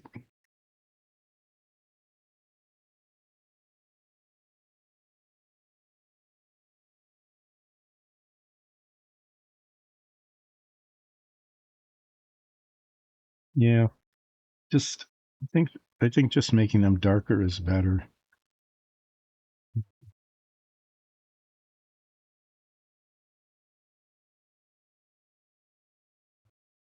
Paint them like bright red.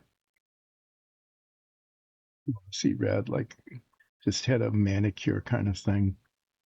That would be just silly. And granted, this is sort of silly, but it's not that silly. Yeah, that looks okay. Color looks okay.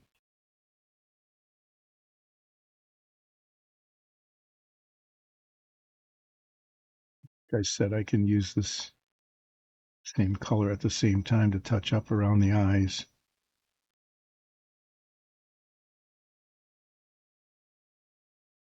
the same time exactly. I can't paint around the eyes and do this at the same time. I didn't mean that literally. How did little bits of gray paint everywhere? Apparently, I just spent a lot of time touching it with paint on my fingers.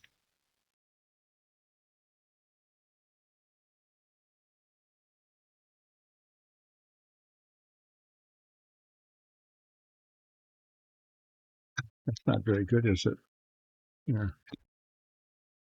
I hadn't really been paying attention to see whether I was on screen or not. And oh, I know. I moved the camera when I went on break. You could watch paint dry while I was on break. Hope you did. And then, you know, I didn't remember to put it back until just then.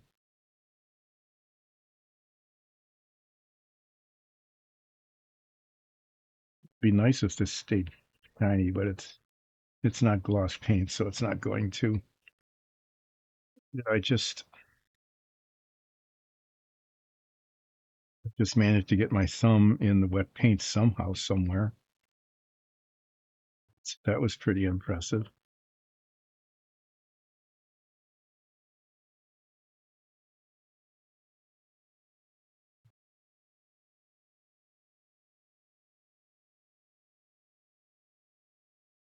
I just know that paint attacks me. I mean, I absolutely know that that's happening. That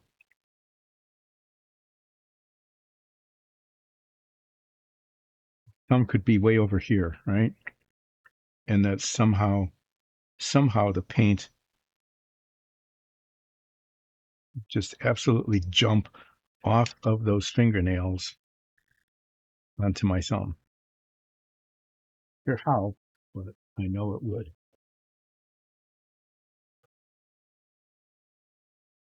because it's evil.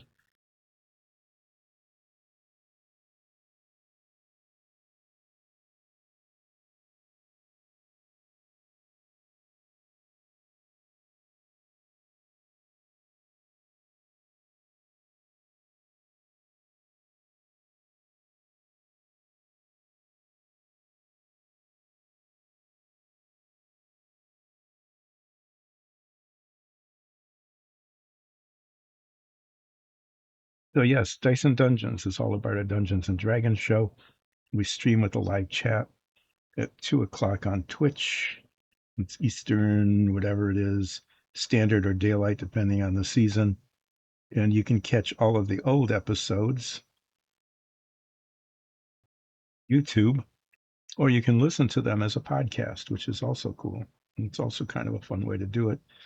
And you can do that without having to watch anything, like when you're driving, you know, or you got your earphones on at work and you wanted to listen to one of our episodes instead of, whatever chatter was going on in the office or the factory where you are.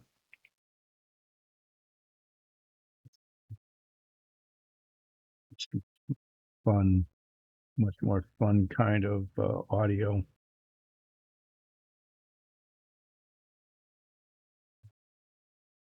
So yeah, you should do that because our show is, and do not exaggerate, amazing. It is seriously amazing, and you will enjoy it. You will enjoy it.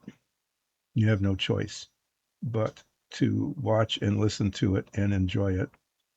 Um, it is not just people playing in the basement. It is a real show. We very much get into our characters.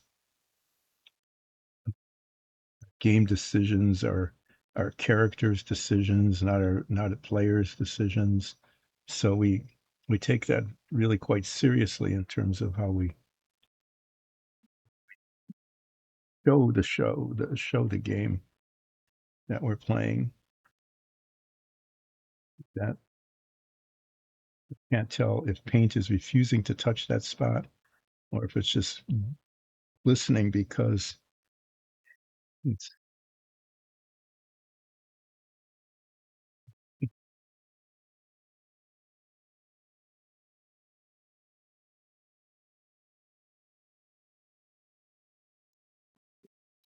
touch up here around the eye. Just some little bits to be touched.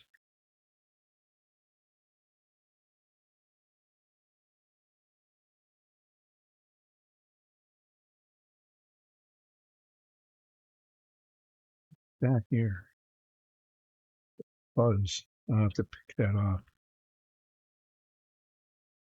Piece of fuzz for some reason there. Good reason. It doesn't have a good reason for being there.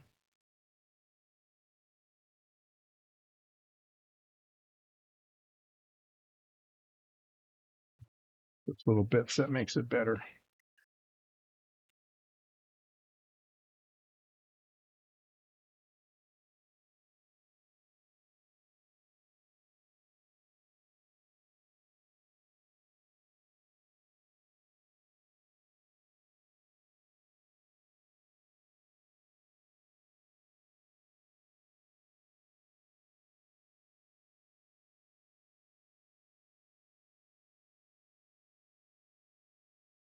Okay, yeah, I think I chose correctly picking a darker color for the nails.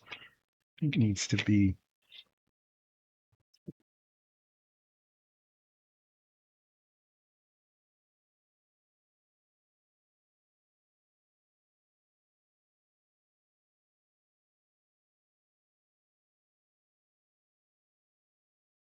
that's, that looks okay.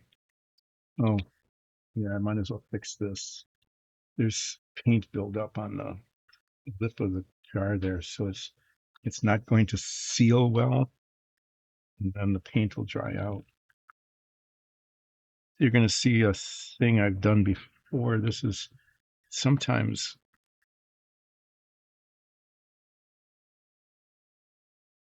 a little bit challenging. I need to get the dried paint off of the lip here, but I need to do it in a way that doesn't get the paint into the bottle.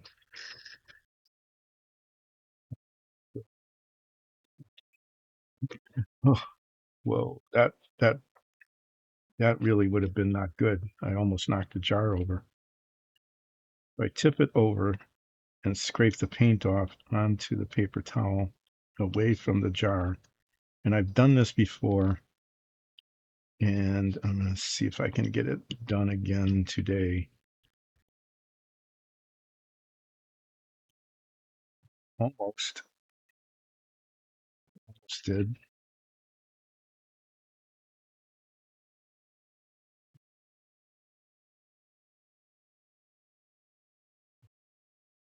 That's better now. That gives a nice flat surface there for this to seal down onto. If I can get the cap on. Yeah, great.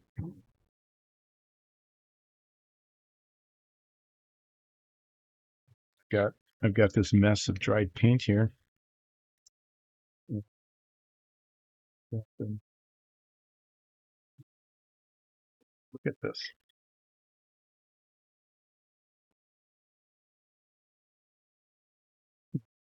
It probably just wasn't the best thing in the world to do, but it needed to be done.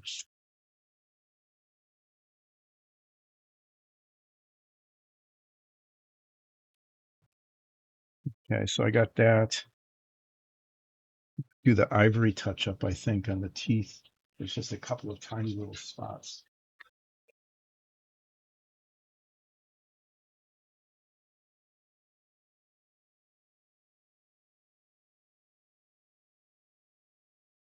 Yeah, we'll just do that next.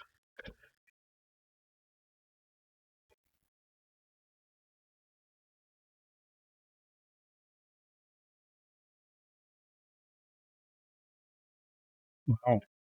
Somebody else used this thing yesterday and cleaned it up way better than I'd been planning to just abandon this, like dump it because it was such a mess. But now it's got a second life. Alexis was painting yesterday She was making a Christmas present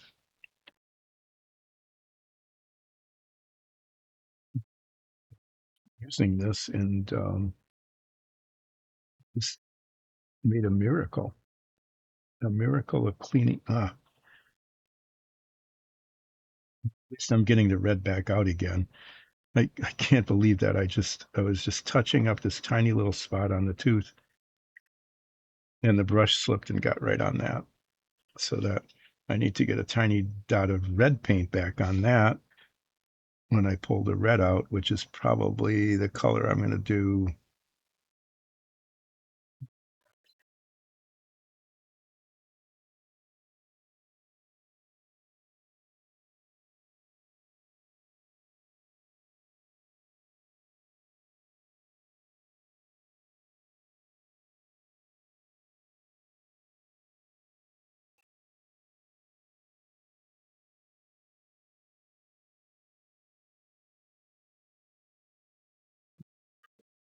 To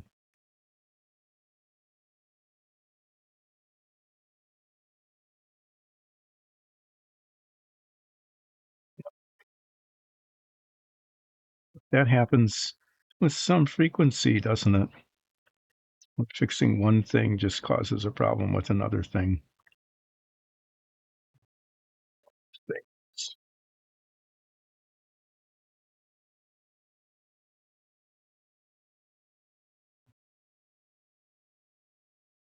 The spots that needed to be covered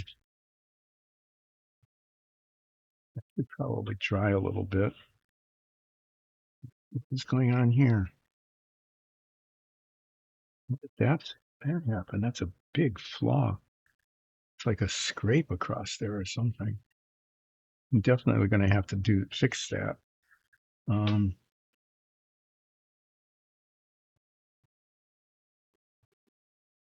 that fix that right now before I forget.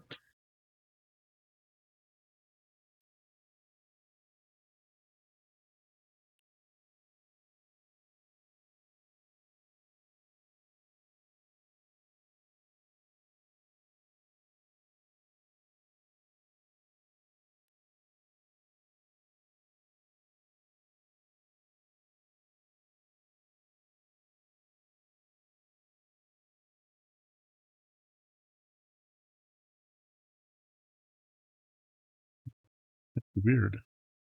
It does. It looks like it's been scraped. I don't. I didn't. Pretty sure it's not. Sure, I didn't get a finger on that. It's like a finger mark.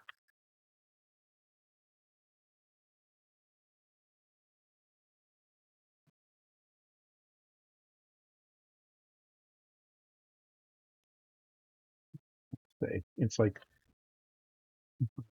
thing, and then it leads to another thing. It leads to another thing. Thing that get led to are getting led to here.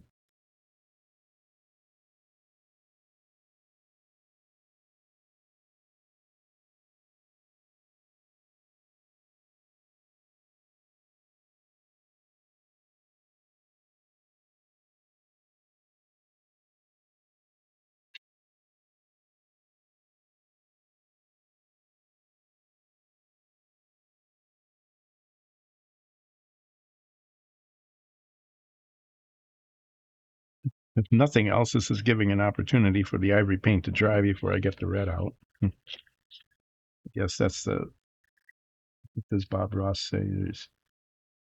There's no mistakes. There are only happy accidents. So how happy can we be about this?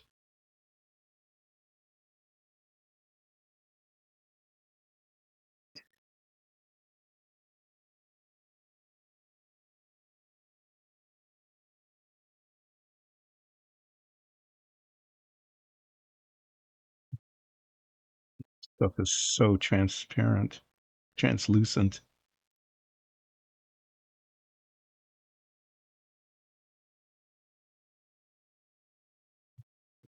Oh, God. It's not covering. Okay, I'm going to have to try.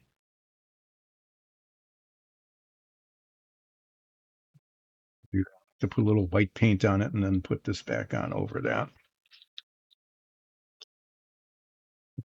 That's not what I was hoping for.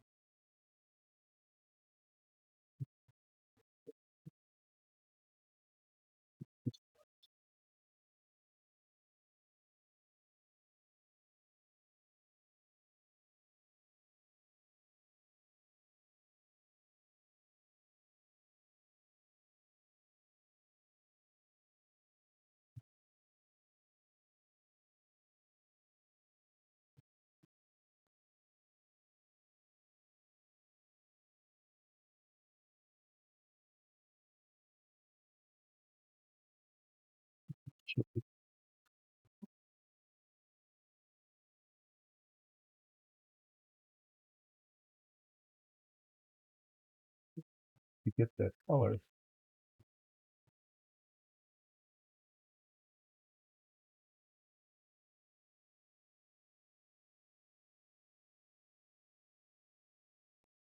Hey.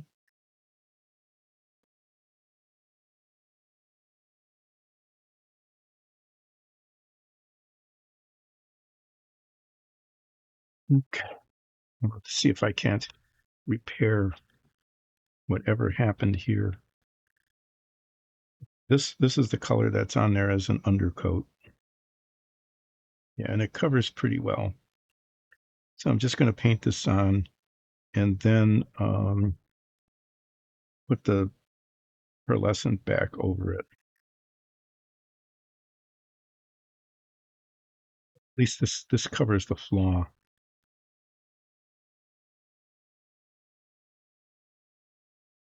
Spot, whatever that was. I don't want it there.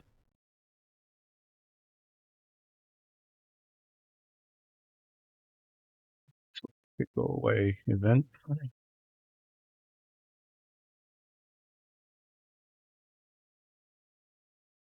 Nothing working like it should.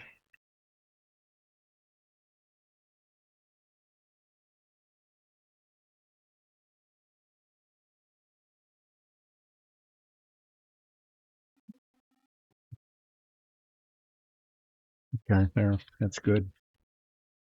Good enough. Yeah, once I get the pearlescent paint back on that, which I will do a little later after that dries. But first,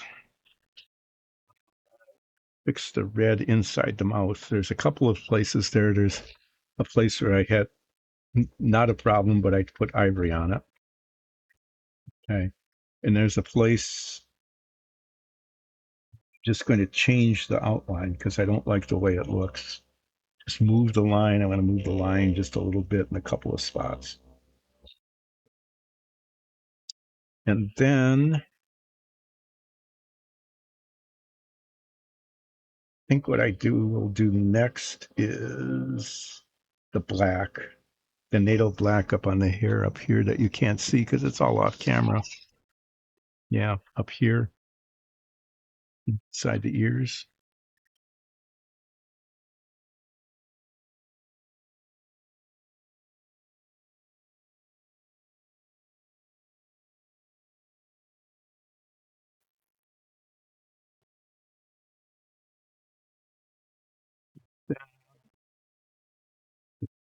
Red that's being used for the dirt. Wasn't the spot, that was just a piece of fuzz.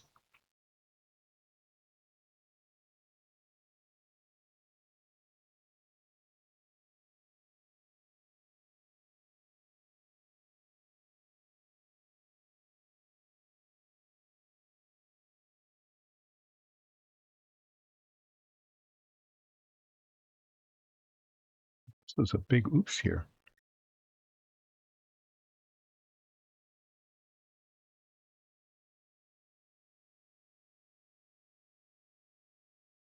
Hmm.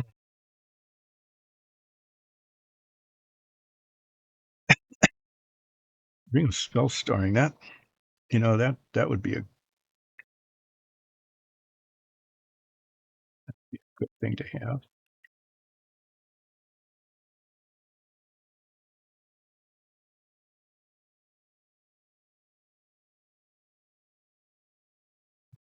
It's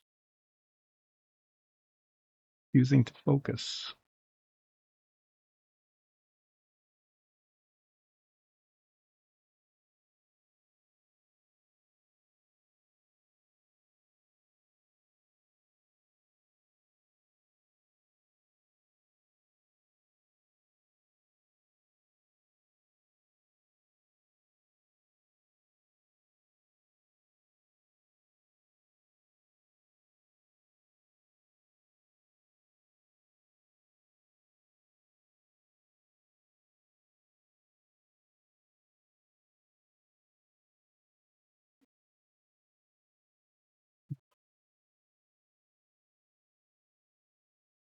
It's okay. It looked wrong from one side, but then it looks okay from the other.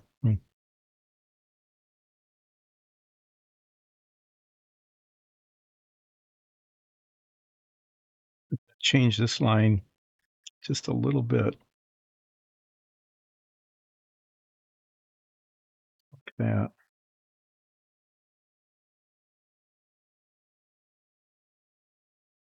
so that the gray doesn't show there.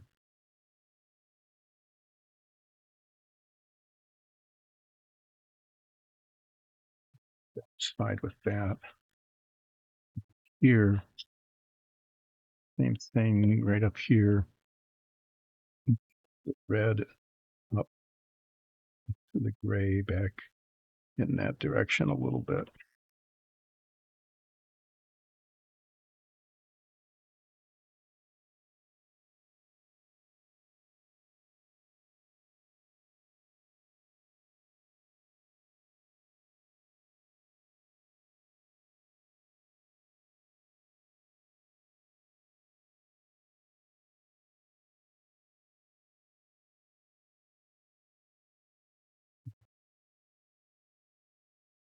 Some tiny flaws. There's a spot there where there's gray. I don't know how that got there. Spot.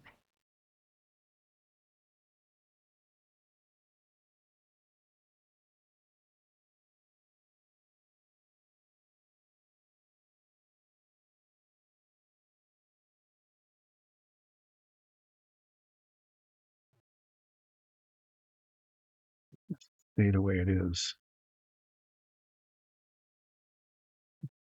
Bit of irregularity in the line that maybe I can fix.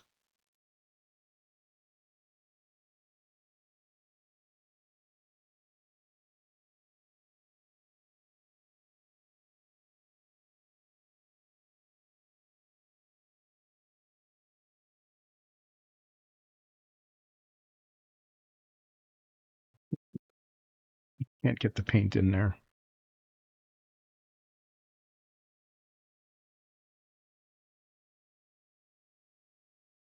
It's a little white spot there. There. Just I can't be. Maybe I can do this. I don't know. Occasionally I try this. Pin pinpoint. Tiny dot of paint on it.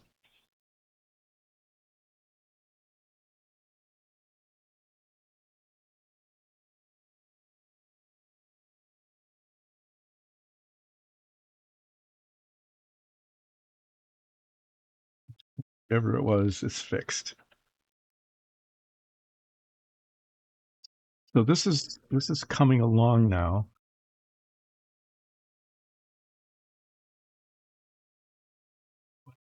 I think. I mean the ring itself is just the ring. I don't unless there's something in the rules that prohibits certain classes from using it.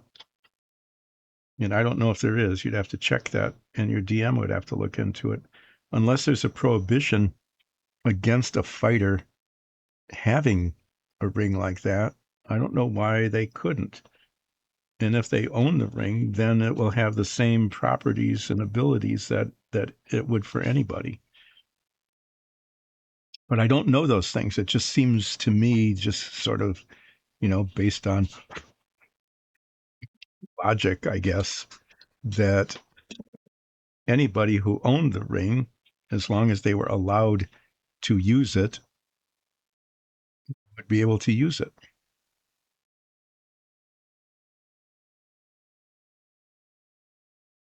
It would be the same as like if a magic user were using it. No different. What is that? Why is there a spot there that I didn't see before that I don't want there?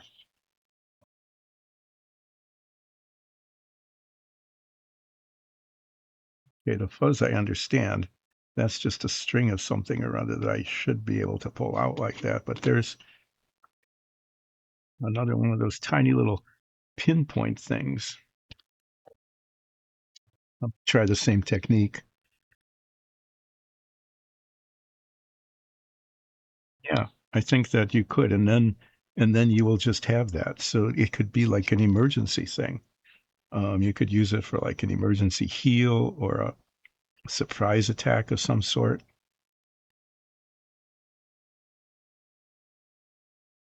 It's just dust. Okay, well, that's good. That was better than if I had to paint over it. So this is starting to look okay. It looks very, flat. The gray of the body, the fur is going to look a lot better when it's got a wash on it, even if it's a subtle wash, just to darken up the creases and give it a little bit of less flatness. I'll just keep saying flat because it looks flat, uninteresting. Um, yeah, red. Need to do a bunch of red touch up now.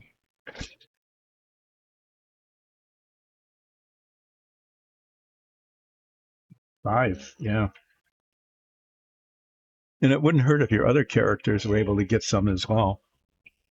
I mean, even healing potions.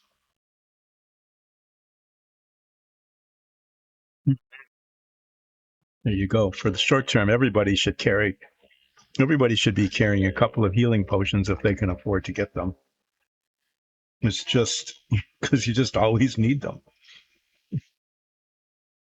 It's one of those things where I know it takes a whole turn to consume them, and that's kind of a dangerous thing. But sometimes, it's a matter of life and death for your character. It just is. And so you need to do what you need to do. Your character's no good if it's dead.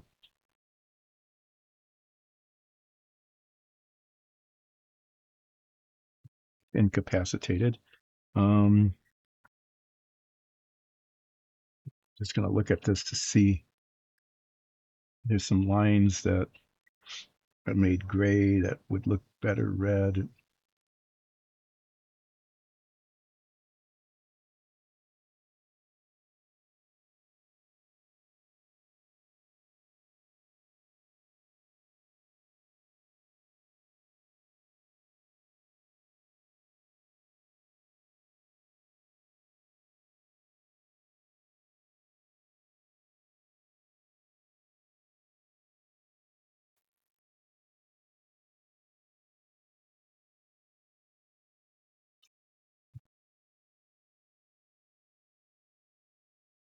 All of the last, uh, all of the last 45-minute things that happen are happening now.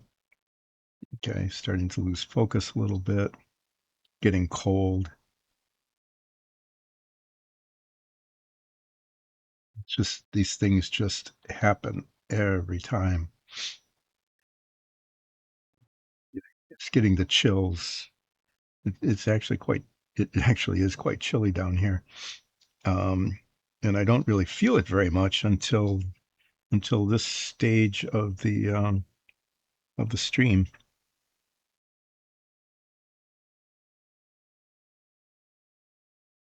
And I do. It's better.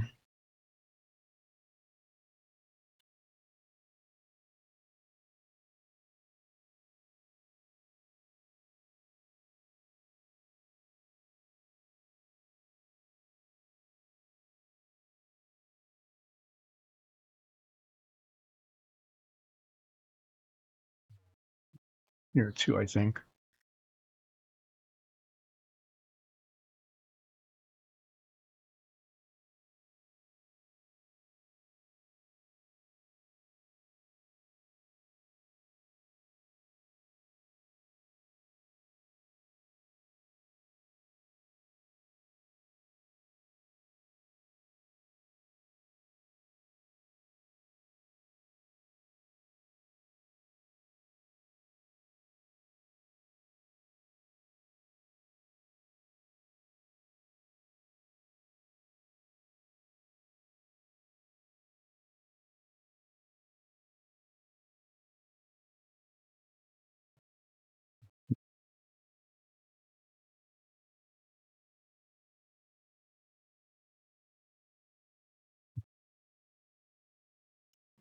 Side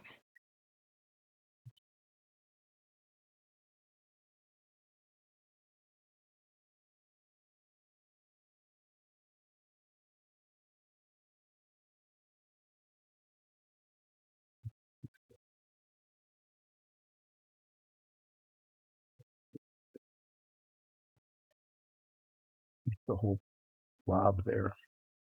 I'm going to use that. Keep using that technical term. Technical terms, blotch and blob, will represent spots of the wrong color that got put magically jumping off of my finger where the paint had magically jumped on.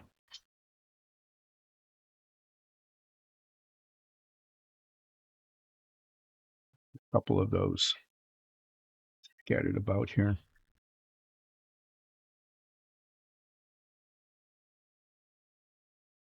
I think technically this is a blotch.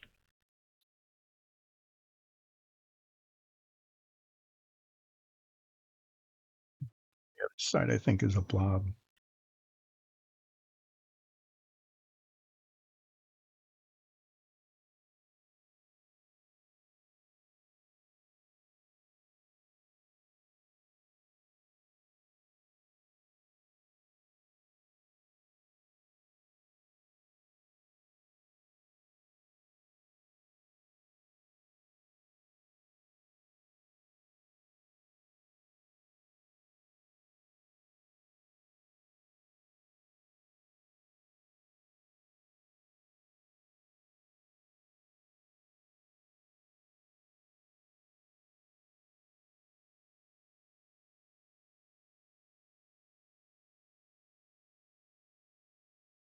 This is technically this is the silent treatment that happens when I'm cold and tired and trying to paint tiny little spots of red where I don't want the gray to be.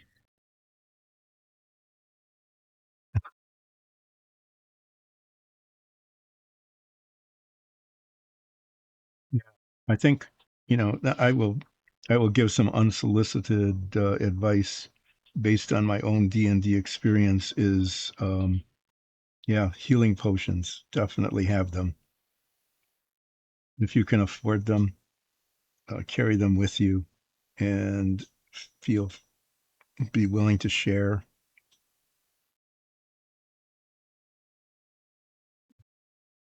I think everybody should always carry a couple as long as you can afford them.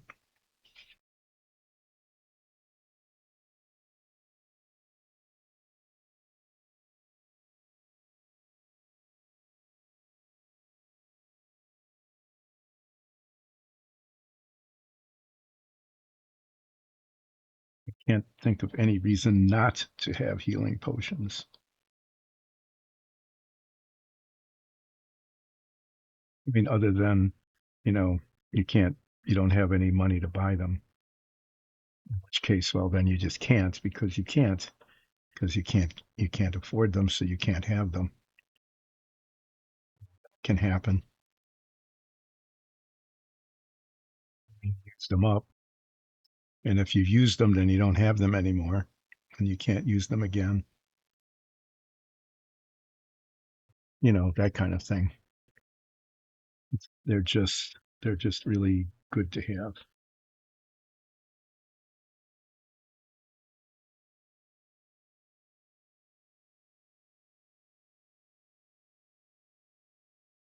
Going back to, you know, what before, if you've got the resources and you're not prohibited from using it, I think it would be, as long as it was consistent with what your character would do. I'll just put it that way. You know, I'm talking about the ring, the magic, the ring of magic holding or spell holding. You know, if your character type is not prohibited, then why not? Well, the why not is if acquiring it would be inconsistent with what not the player, because as a player you'd say, oh yeah, I want every advantage I can get. But if as a character it would be out of character to acquire such a ring, like it would be something your character simply would not do, then no. You know, I think it's important when you're playing a game, even, you know, even if you're just playing a really casual game, um, to stay in character, that your character remains consistent with itself. I think that's a really important part of the role playing. So I would that's the only caveat I would suggest you have in terms of acquiring and using such an object is your character do it.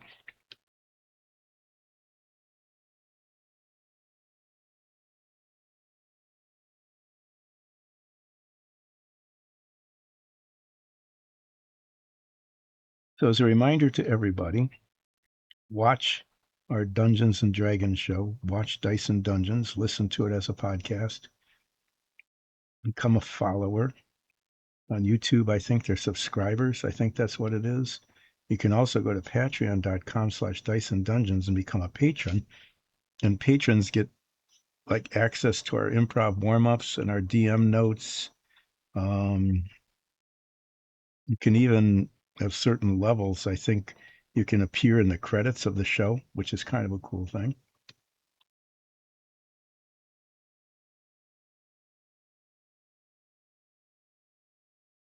And it is, of course, absolutely, completely, amazingly appreciated by Dyson Dungeons. But even more importantly, you know, watch it and tell all your families and friends and enemies and rivals and complete strangers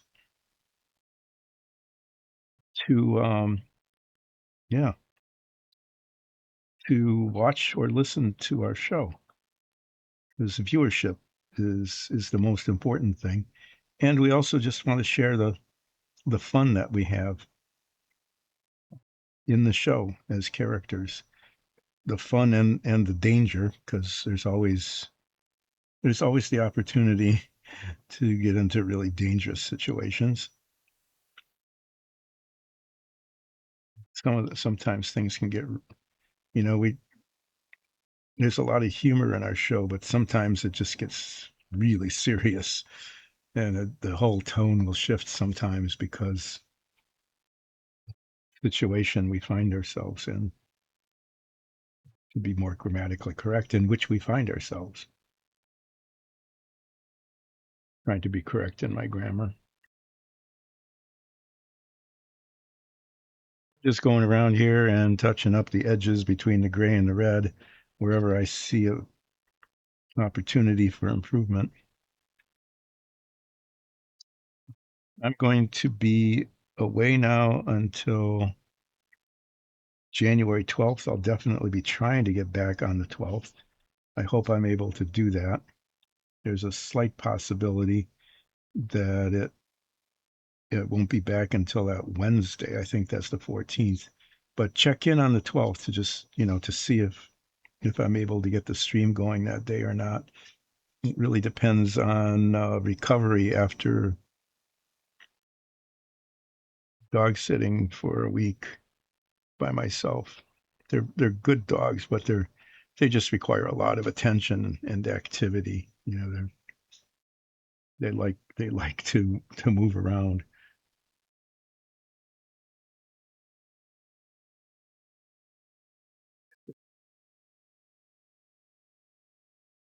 Finding these spots where somehow I managed to get a finger full of gray paint on the red. Sure how, but I did.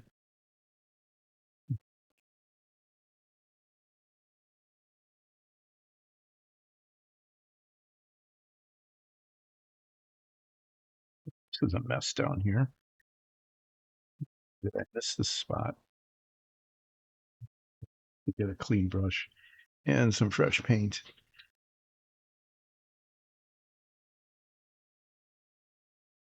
Oh, bracer of flying. Okay, that's a pretty interesting ranged attack. I like that.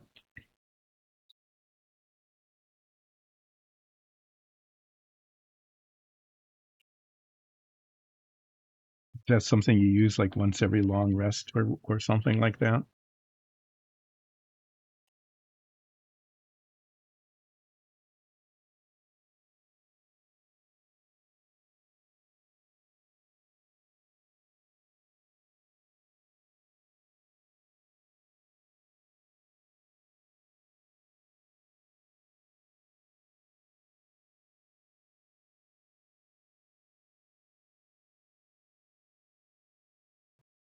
Got some major fixing down here on this foot.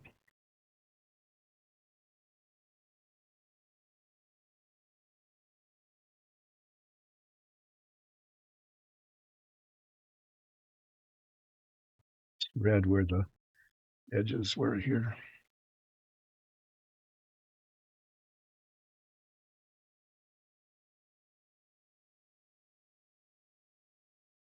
Another spot somewhere, another blob.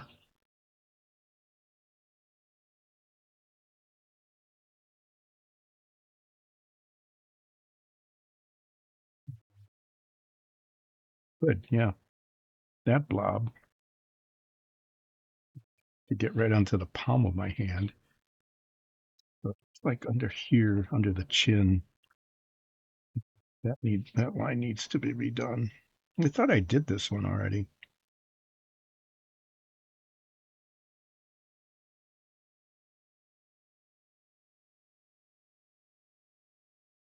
I didn't.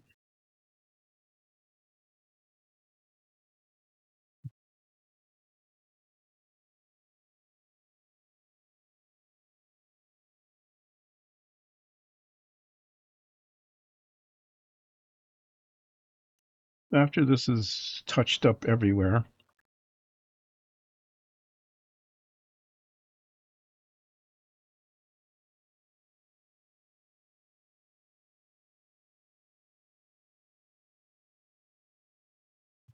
retouched, maybe touched over and over. How many times can I get my finger or palm of my hand on that spot? Can we count them? How did I get gray paint there? I'm not even using gray paint. Okay, I'm baffled by what's going on with this.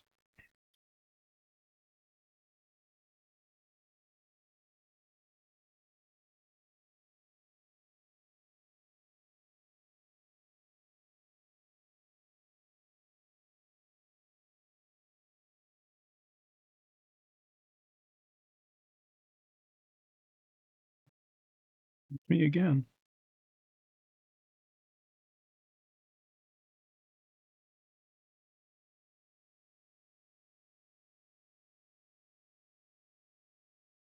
Okay. Well, there's a fair amount of gray touching up that needs to be done, not just because of the lines, but because of places where it just didn't cover or where it's peeled away. Okay. But I'm not going to do the gray yet because I need to paint the NATO black.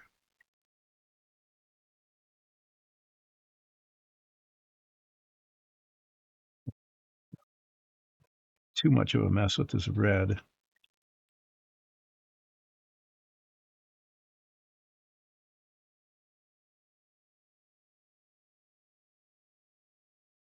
Spot there where it went a little too far. This is the kind of thing where there's probably still some spots that I won't be able to see them until after I do the gray touch up again. Come back with the red maybe.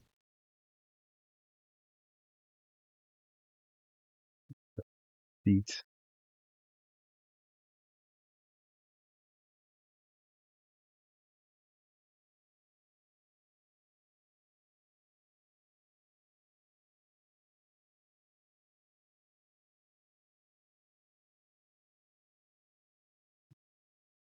Here, no, this look okay.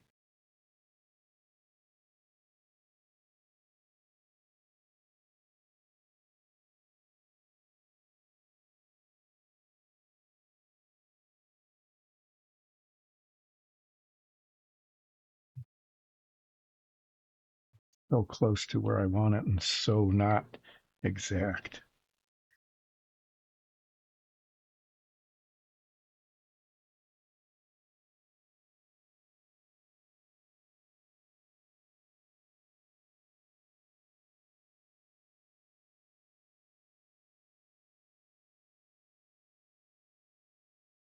Thing I'm kind of surprised by is that at my age, which is old, I'm still able to do this at all. If I couldn't, I don't know, I would be kind of sad if I couldn't do this at all. I mean by this, I mean it's tiny little touching up painting kind of thing, that I can even see this and my hand is steady enough, at least, for now. So that's kind of nice. It's a nice gift to have.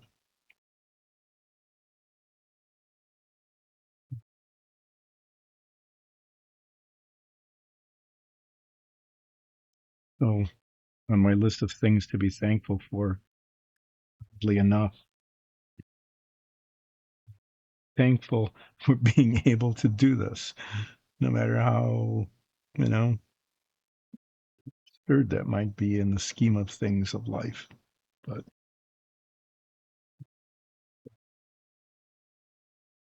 it's nice to have the ability to share with you my mediocre modeling skills.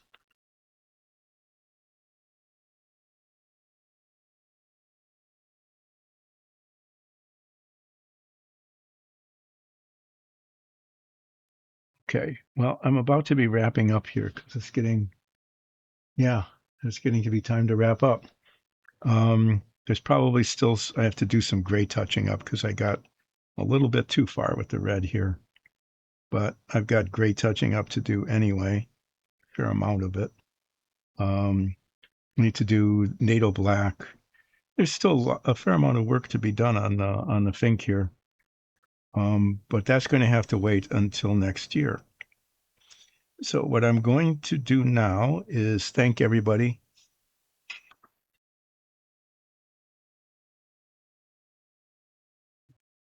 Crossbow, a humble, unsolicited opinion. What I want to do is thank everybody who has watched and maybe even enjoyed relaxing painting or whatever it is that's getting done with Dice and Dungeons this last year. Okay. I want to wish everybody who celebrates and even those who don't celebrate just a wonderful time over the Christmas and New Year's holidays, or Hanukkah, or Kwanzaa, or I forget what the Wiccan version is, the celebration of the solstice, which is already, I think, maybe today. Maybe it is. Um, yeah, there's one more thing I needed to do before I finish as I'm wrapping up. But thank everybody, and I hope that as we're going into the new year, that things are going well for you, as for you and your family and all of your loved ones. Um, I'm just putting this pearlescent paint back over where I painted the white to do the touching up of the black spot that was there for totally unknown reasons.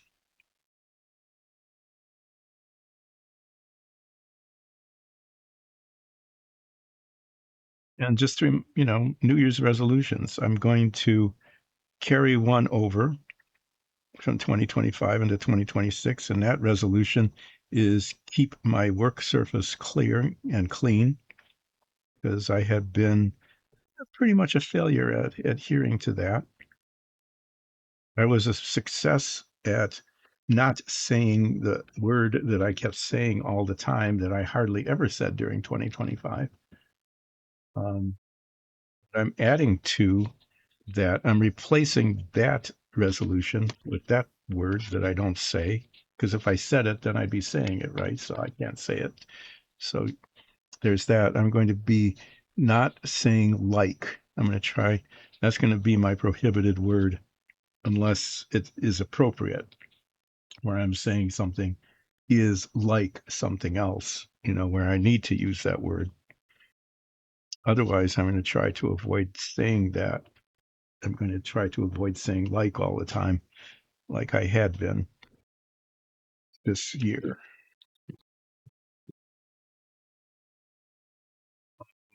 Going to say goodbye to the Fink here. And come on, camera guy, come on down and scroll up. We're going to say goodbye to the Fink. And that's as far as it's going to get this year. Yeah, it's like that apocryphal 90% done, where the last 10% just doesn't happen.